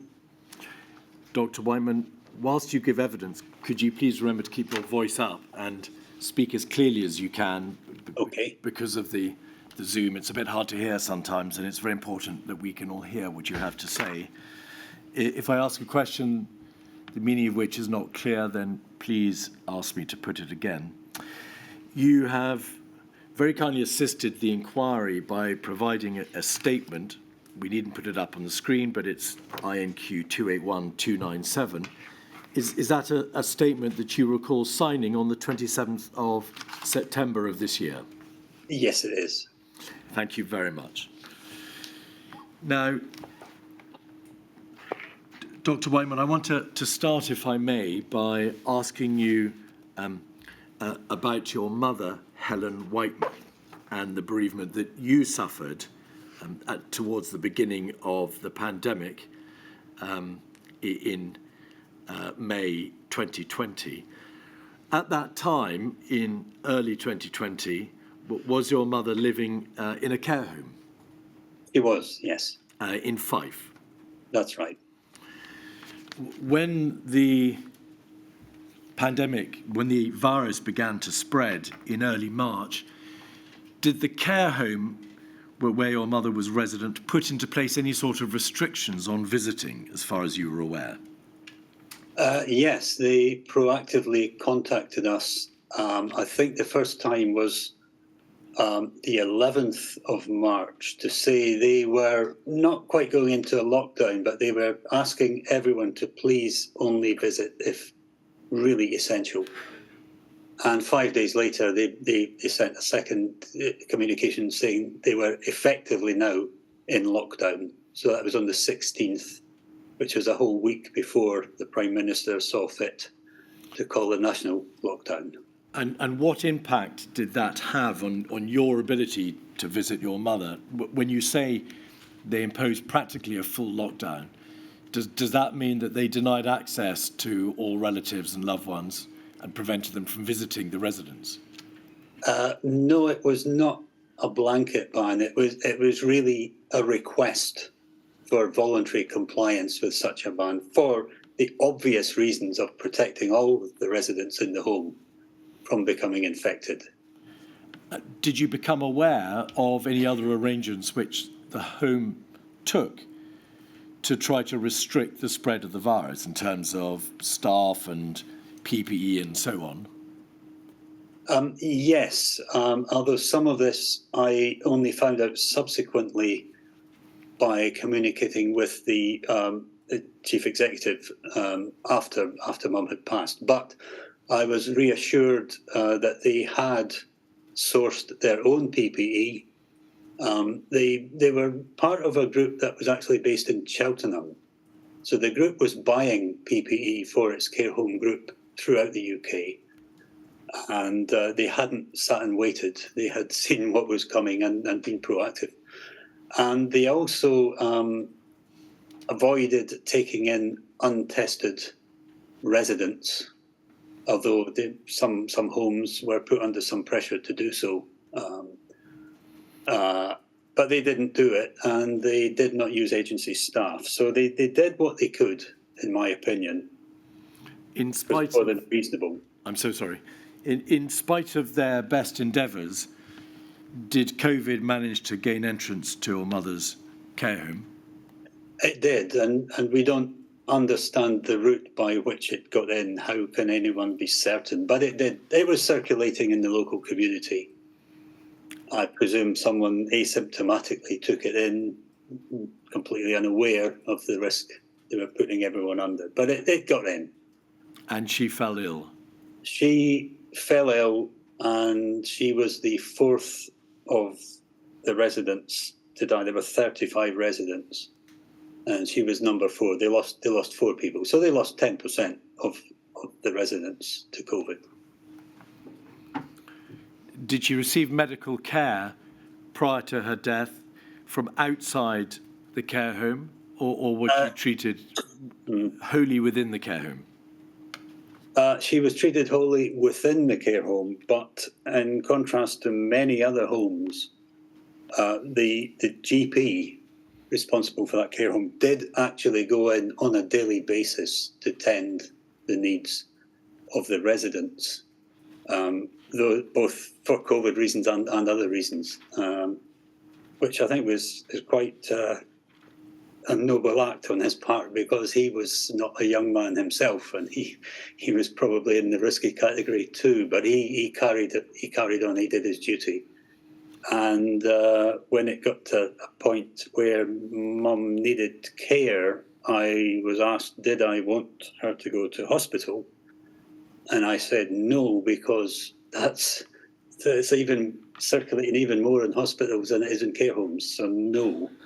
And what they did, they had sent a unit called Hospitals at Home from Victoria General Hospital in Kirkcaldy to the care home on a daily basis to administer what Mum needed, which was something that was beyond the capabilities of the ordinary care staff. It was a care home and not a nursing home. So she was given support. A lot of people weren't that fortunate, but in spite of all the best efforts, it was too much for her, and we lost her. And did she pass away on the 6th of May? 6th of May. Following her passing, Dr. Whiteman, did you join a group then known as the Facebook group COVID Bereaved Families for Justice? Yes, and as near as I can work it back, because I don't have a note of the actual date, but I believe it was sometime in July, because the reason I know that is they had a press officer of the time, a lady called Fiona Curtin, who put out a call for members in Scotland to speak to the BBC in Scotland, and I answered that, and I had my first meeting with the press on the 27th of July with a reporter called Mark Ellison, who turned out to be a very, very good contact for me, because he was following the care home story from the beginning, and ultimately he and his colleague produced quite a lot of data on deaths by care home and through time, which is something that I know my other members of the COVID Bereaved Families for Justice group had to fight tooth and nail to get that kind of information south of the border from the Care Quality Commission. But this BBC team was already on the case in Scotland and were a great help to me.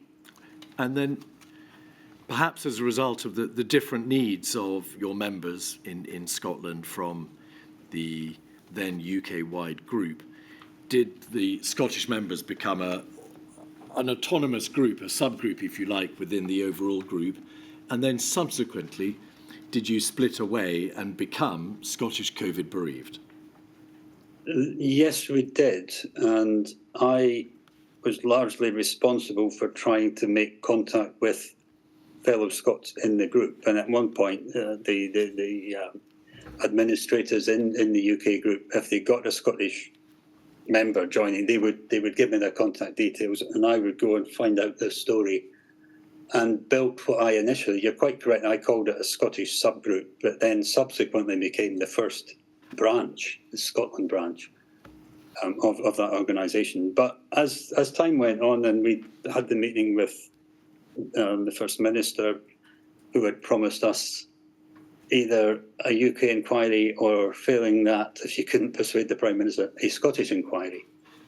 And we'd secured that by kind of May time, 2021. And she'd furthermore asked us if we would be involved in defining the scope of said Scottish inquiry. And at that point, we decided, well, we really need some legal support here. And we asked for a Scottish solicitor, and they were very kindly brought Hammer Anwar to the table, which we were quite happy about. And Hammer became our representative first in Scotland. And then as things had progressed, it became obvious that it didn't make sense to have two legal teams, one for a UK inquiry, one for a Scottish inquiry. What about the overlaps and the cracks between? And we decided that we really would like Hammer to be a legal representative for both inquiries. And now you're so happily seated at that table with your legal team. And is Dr. Jane Morrison, from whom Her Ladyship heard in Module 1, also a core member of Scottish COVID Bereaved? Yes, she is, yes. Right. I want to now ask you, please, about some of the areas on which your group has campaigned. Right. It's self-evident that its members have suffered, of course, terrible bereavement. But in the course of speaking to your members, have certain themes arisen? Have general areas of concern been brought to your attention, which has led you to campaign on change, where change is possible, or accountability where it's not, through your dealings with the Scottish Government in particular, and also your approach to this inquiry? Are there a number of broad areas that you've become concerned with?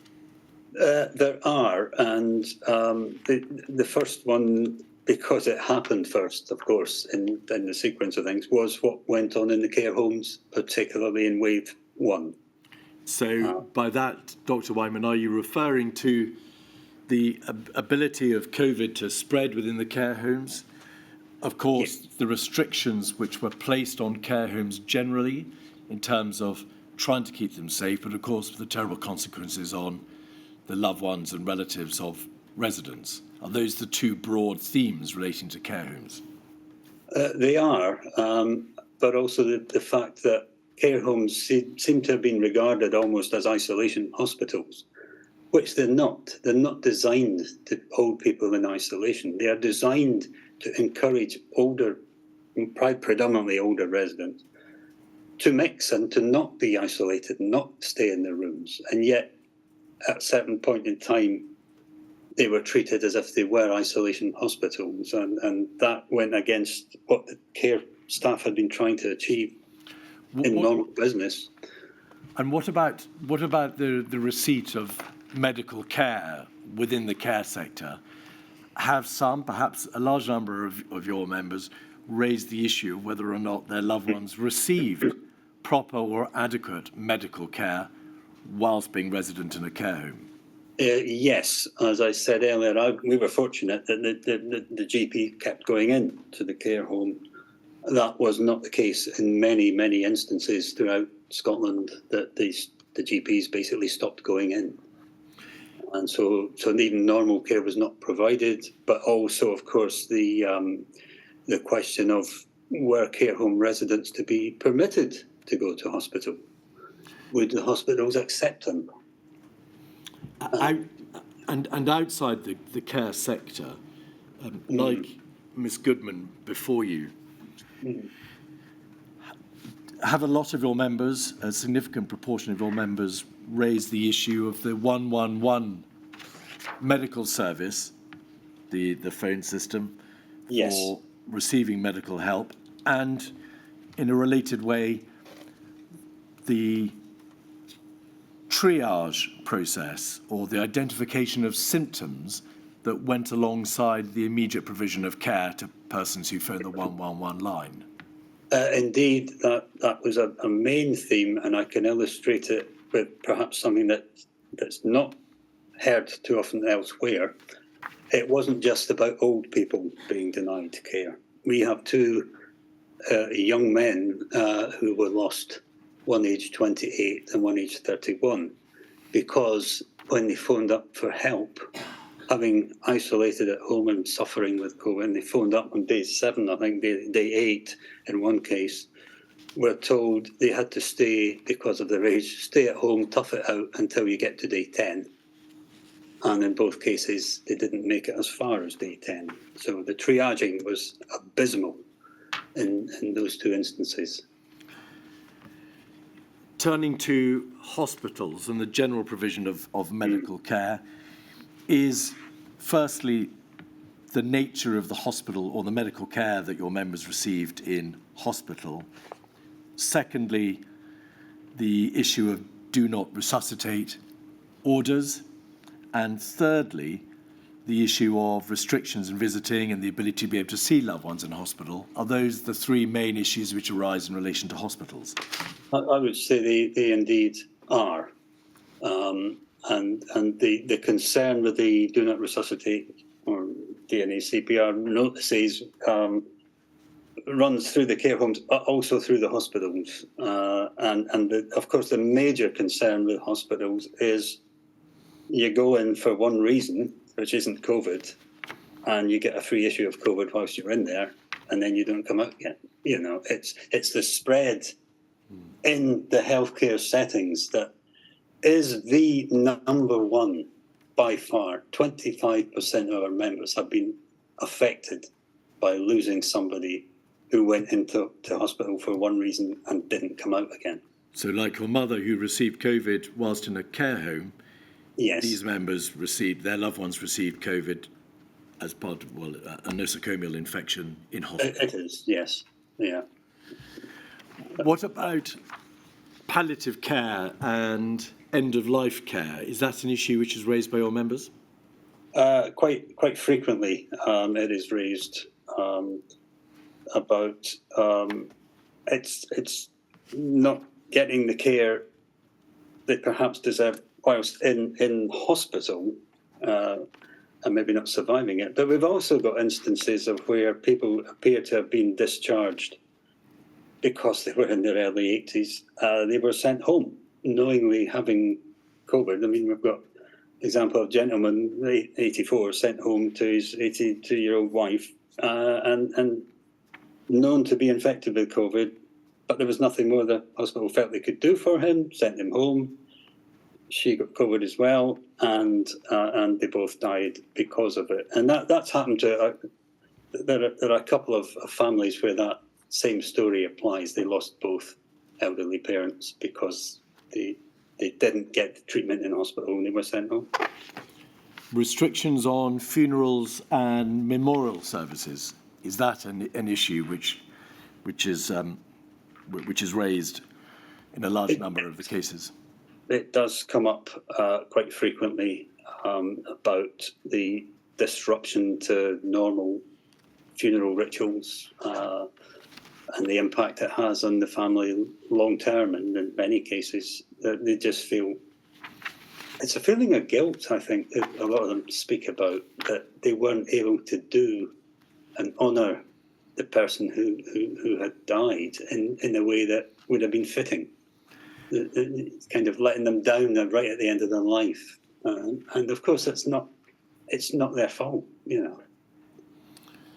Dr. Whiteman, the inquiry wrote to you and asked you to give furthermore your views on the extent to which your members had been telling you terrible stories about the impact of the pandemic and the government decision-making on those who are, in a general sense, less able to look after themselves. So those who are prone to unequal treatment.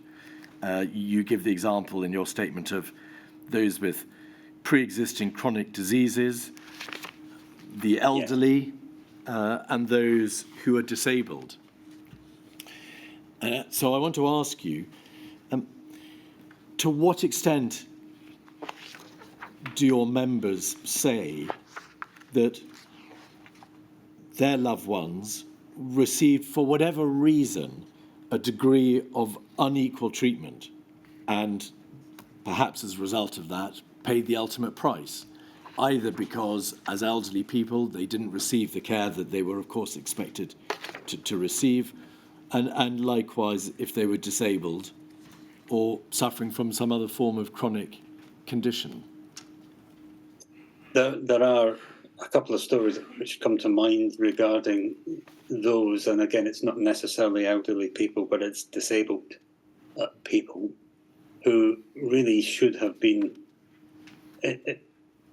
given better care, and in one instance should arguably have been vaccinated because he was by far the most vulnerable person in the hospital, being a stroke victim and having locked-in syndrome and having to have everything done basically for him, but was denied the vax because he wasn't 60 yet. He wasn't 16. He was not 60 years old. Not 60. So this is a clinical, I'm sorry, forgive me, a clinical decision, it would seem, taken in that case to deny him the vaccine. Well, when you think about this is a man who was totally dependent on others. He'd clearly survived the first year or so of the pandemic because the vaccine had arrived. But he was denied it because the guidance said you have to be 60 and over to get the vax. And he was not yet 60. But he was completely dependent on others. And of course, he did catch COVID and he did not survive it. So that's one example. But other examples of people, a lady had a sister who was non-verbal, learning difficulties. And there's a harrowing story about her sister basically being kept in hospital, her being sent home, not able to assist, and an overwhelming feeling on her part that the medical profession simply gave up on her sister. Dr. Whiteman, thank you very much indeed. That's been enormously helpful. Thank you. Dr. Whiteman, thank you very much. Just for the avoidance of any doubt, what kind of doctor are you? I was going to say that at the beginning. Yes, for the avoidance of doubt, I am not a medical man and I am not an epidemiologist. I'm a polymer chemist. Right. So I won't ask you what that involves because we could be here for some time. we could indeed. And I just wanted to thank you, just as I thank Ms Goodman and others, and what you've done to support other people is extraordinary, especially as you don't seem to have too many criticisms of the care or the care home where your mother sadly died. So it's very impressive you've taken so much time and trouble to look after other people. So thank you very much indeed for your help. Thank you. Right, I think you want me to break? Yes, please.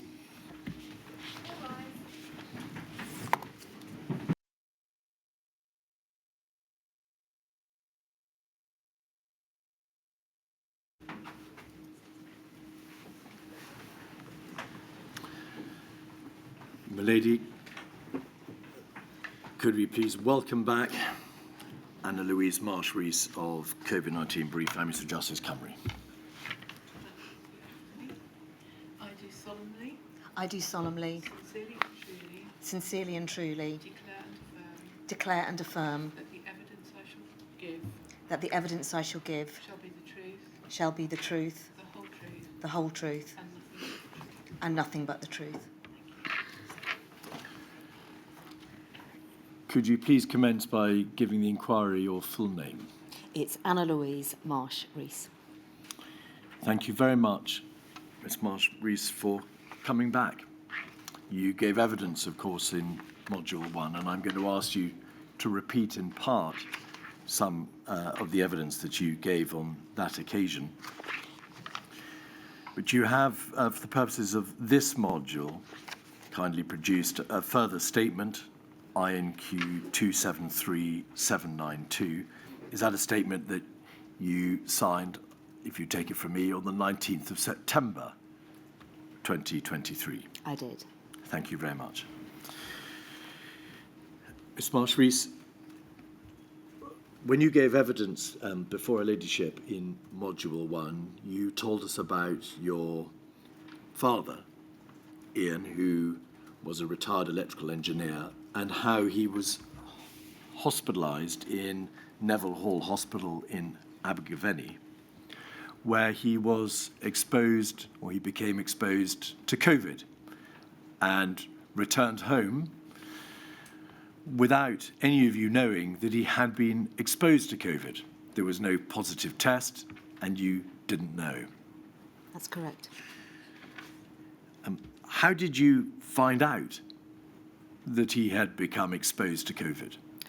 That was some months after, when we asked for his hospital notes, and we also raised some complaints with the health board.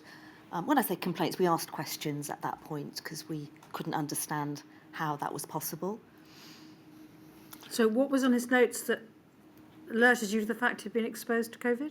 It says on his discharge summary, the patient has been potentially exposed to COVID. It actually says those words? Actually says those words.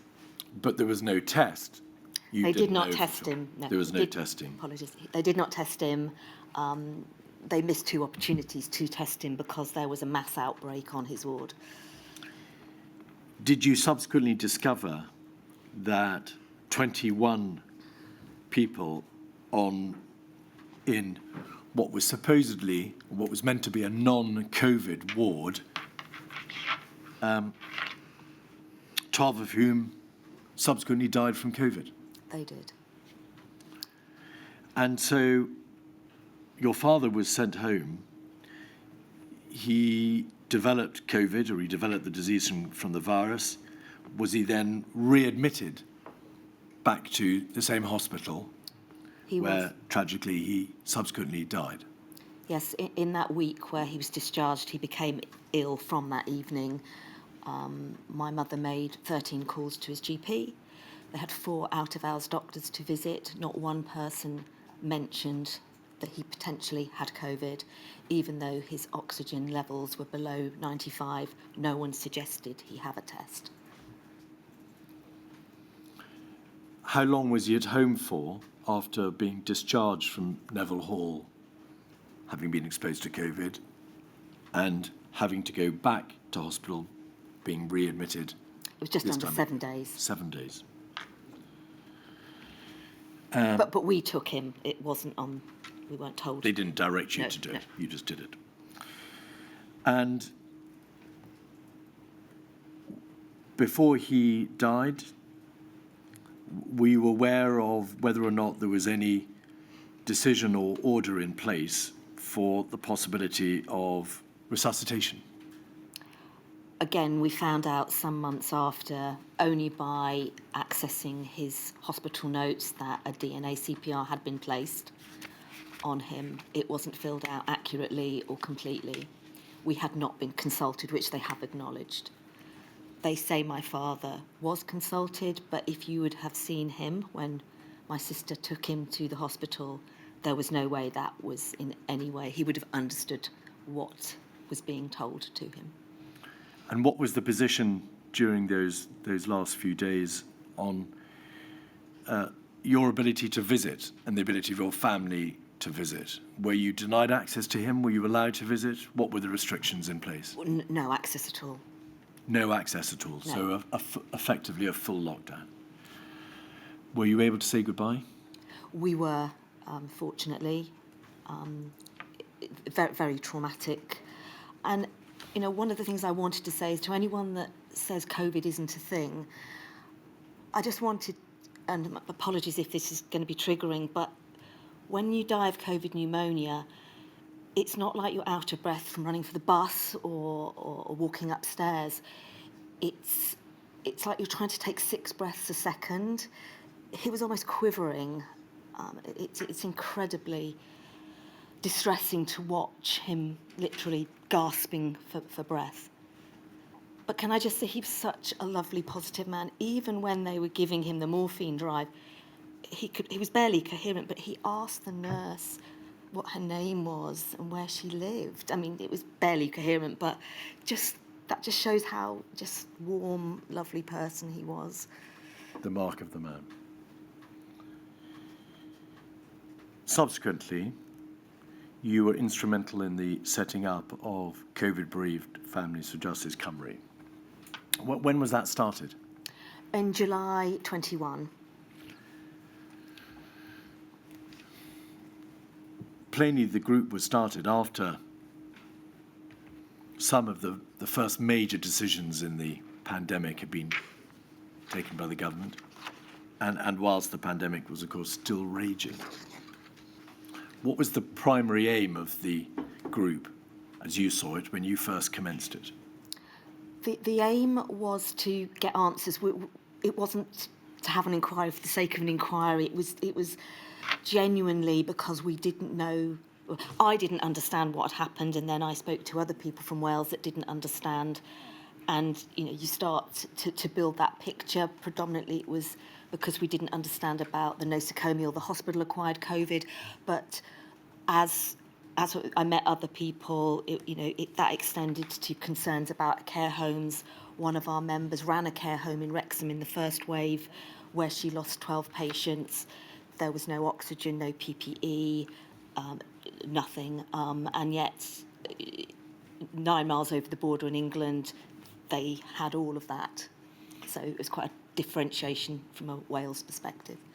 I'm going to come back in a moment to the issue of cross-border travel, particularly in the context of local lockdowns. But from the beginning, did your group focus on the decision-making which had taken place insofar as it affected Wales?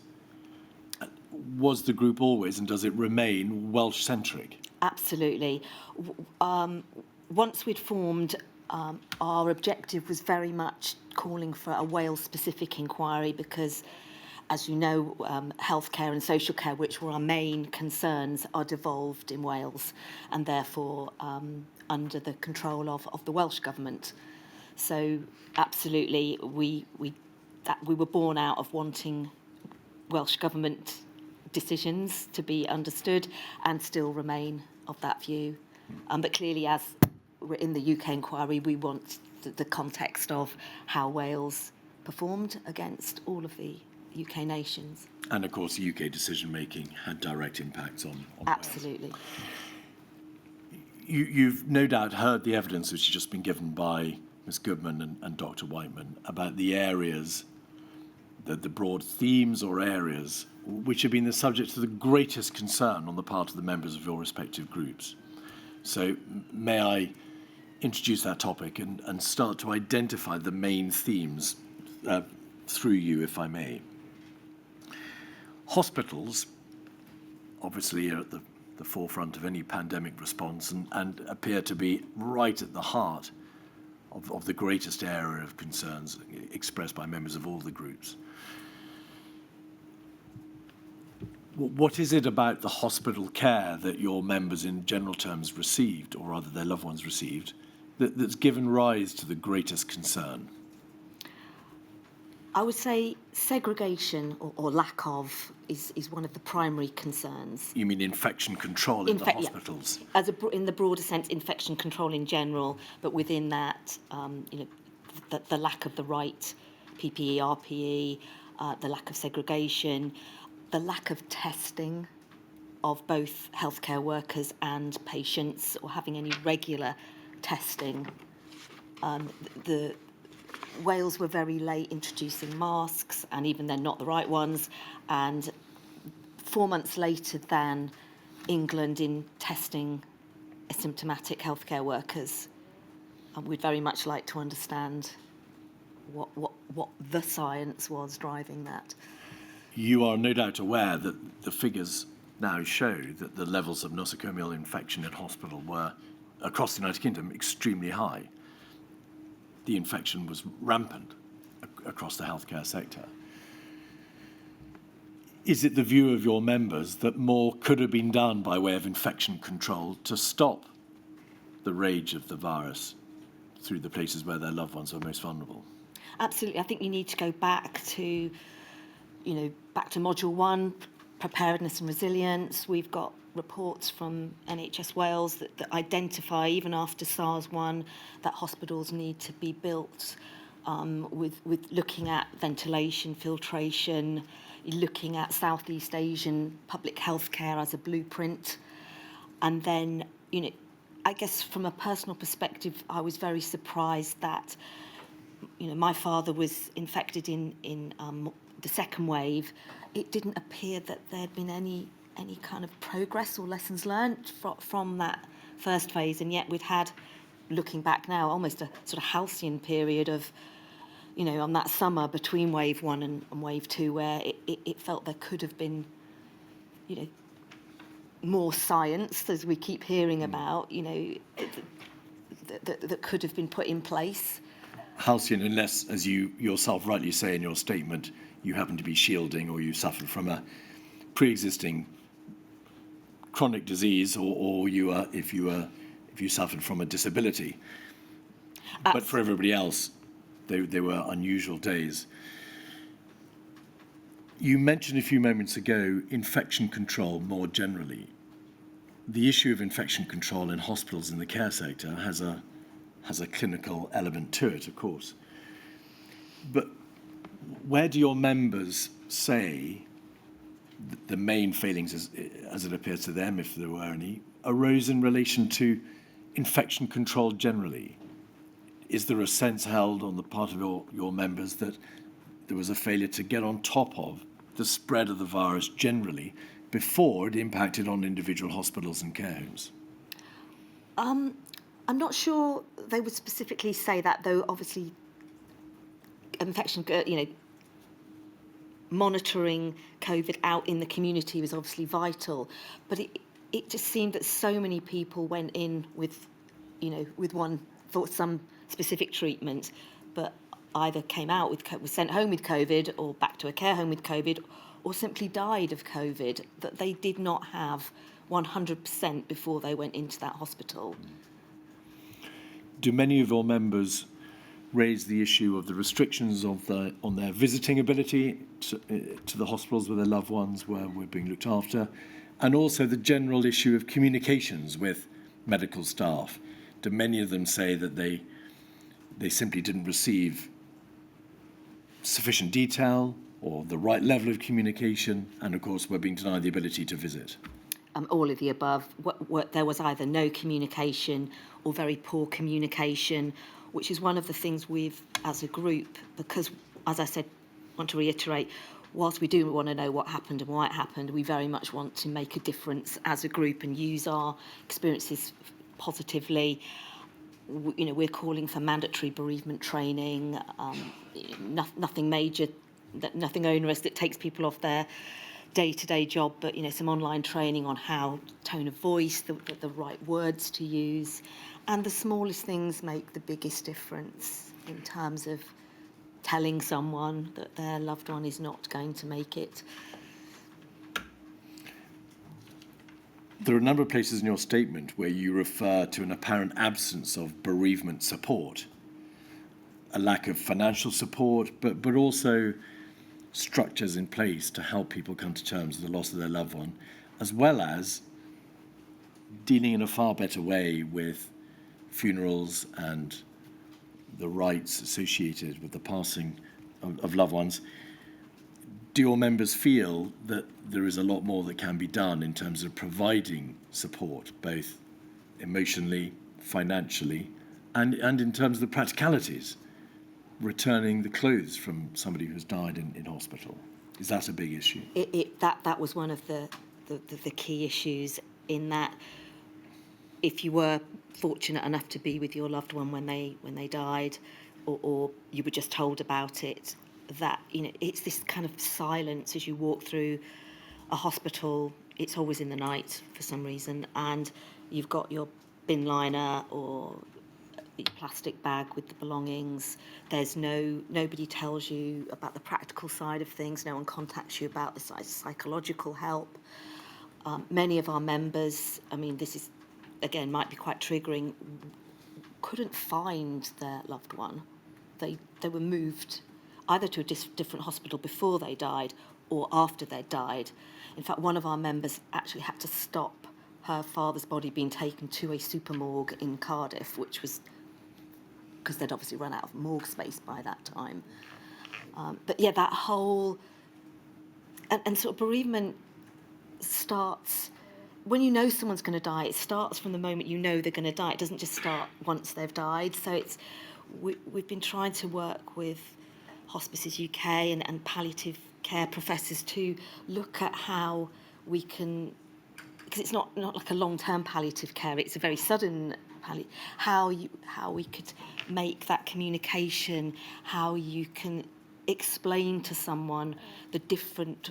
What happens when someone dies, actually what physically happens to them, and and then there's the practical side of it and the psychological side of the bereaved.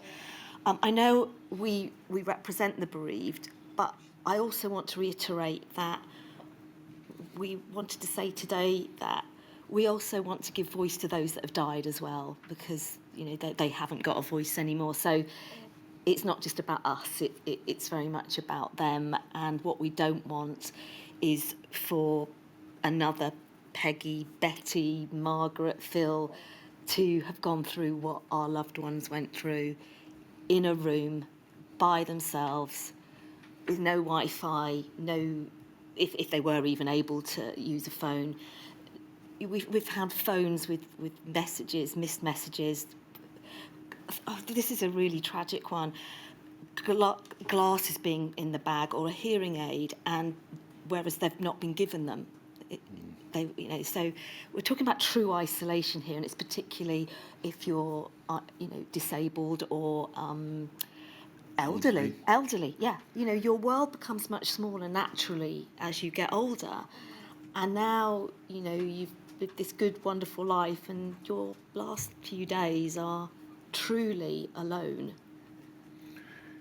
In your statement, you refer to a cadre of people. You call them the silent generation, and you do so in the context of how many of your members feel that because their loved ones were relatively elderly, that they either didn't receive the treatment which they rightly expected to receive, or failed to get the levels of support of which you've spoken so eloquently. What did you mean by the silent generation? Is this an issue to do with the failure of society to appreciate that there is a generation of people who are less prone to call out for help when they need it and need to be given it? Absolutely. So I think the expression silent generation was coined by Time magazine in 1950 something, and it's a categorisation of those born between 1928 and 45. So very much sort of grew up in the Second World War, sort of experienced, well, probably didn't experience the swinging 60s in Bryn Mawr as they would have in Woodstock, let's say. But they're very traditionalist, very law-abiding, pragmatic, stoic. My father, when I even he had needed his cataracts done, and when I said, well, you can't, there's 3 years to wait, he went, and I said, let's go private. He was horrified. That is not the thing to do. You wait your turn. You do not buck the system just because you've got some money. And is it the view of yourself and many of your members that more careful attention needs to be paid to ensuring that those who don't want to ask for help do nevertheless receive it? I think culturally we need to change. There's a choice to be made here. One thing that's for certain is we will all get old. And I think we have to start to think about giving people a voice. I think it probably was there already, but I think the pandemic has highlighted this, that, and so many times I've heard, well, he was old anyway, wasn't he? I was like, well, yes, but that doesn't mean to say their lives are any less valid than anyone else's. Obviously the inquiry will look at certain aspects of that, but, there has to be ways that we don't put old people, now it's like, oh, they're over 70. Well, 70's not old. Thank you for that. Oh, sorry. It's all right. So, Ms. Rees-Mogg, to my point, yes. If you'll allow me to move over from a slightly awkward moment, yes. Would you accept that essentially what you're railing against is the inequality of age, the fact that because of age, some people are treated less equally and therefore need the extra assistance? Is that what it Absolutely. Yeah, I mean, there's no doubt about it. People that are older are ignored. They're deemed less important. Their lives less valuable, and because of this whole reticence to maybe, call out or stand their ground or complain, that exacerbates the situation. And I think that's maybe why I'm here and our members are here, is to give them the voice. They were the silent generation. They are most certainly silent now, but we thank the inquiry for giving them that voice now and the platform to discuss some of these things that could impact us culturally, socially, for the future. Well, if I may say so, you've given the most eloquent of voices. I'd said that I'd come back to the issue of cross-border. In the context of the social restrictions and the MPIs that the government put into place, obviously an issue arose as to whether or not there were differences in application and impact between Wales and England. One other very interesting area in your statement is the level of complaint which appears to have been felt by those people who, in Wales, were aware of people crossing the border into England and thereby circumventing restrictions or moving from areas which had different epidemiological tiers associated with them. Has that been a significant issue in the views of your members?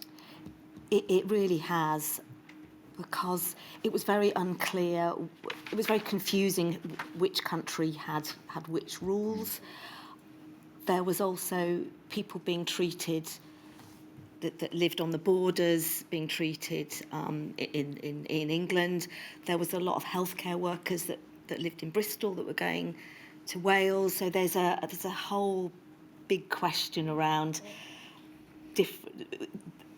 was it right that different nations had different rules in place, and why, and should that happen again? You know, I'm not here to judge, but it doesn't seem logical when you've got porous borders to allow that. And did it make it extremely hard to adhere to if there was a unnecessary degree of complexity or confusion? Absolutely. I mean, I was travelling between England and Wales, so I was personally affected, and I couldn't, it was difficult. Was I wearing a mask here? Wasn't I wearing a mask there? Going across the Severn Bridge, it was like going across the Mexican border. You didn't know whether you were going to get stopped, and was I flouting the rules? When my father was ill, possibly I was, but... Well, that's all right. Miss Marshrees, thank you very much. Thank you very much. Ms Marshrees, when you spoke about trying to persuade your father to have private treatment, it reminded me of trying to persuade my mother to get a taxi. I can't spend money on taxis. I know, it just, you're absolutely right. You, as Mr Keith said, you've been an excellent and eloquent voice, both for the bereaved and for those who died, and always constructive. So thank you very much indeed. And that's what we aim to do. We do want to know what happened, but we also want to make a positive, we want to use our negative experiences to a positive future. So, and apologies for the comment, but I think my point stands to be a compliment. 70 is not old. I can't quite believe you've returned to that subject, Ms Marshrees. Yes. It was a compliment, I promise. Thank you very much indeed. Right, so that's all we have time for this afternoon. Obviously, we have one more bereaved witness, Ms Miles, who's going to give evidence tomorrow morning, and obviously looking forward to hearing from her. And I'm sorry that she's had to wait until tomorrow, but it's just one of those things. We've done our best to get as much in as we can. I think that's it for today, isn't it? Will you order 10 o'clock tomorrow then? 10 o'clock tomorrow? Well, I think what I'll say is it's 10 o'clock unless I say to the contrary. So, thank you all very much.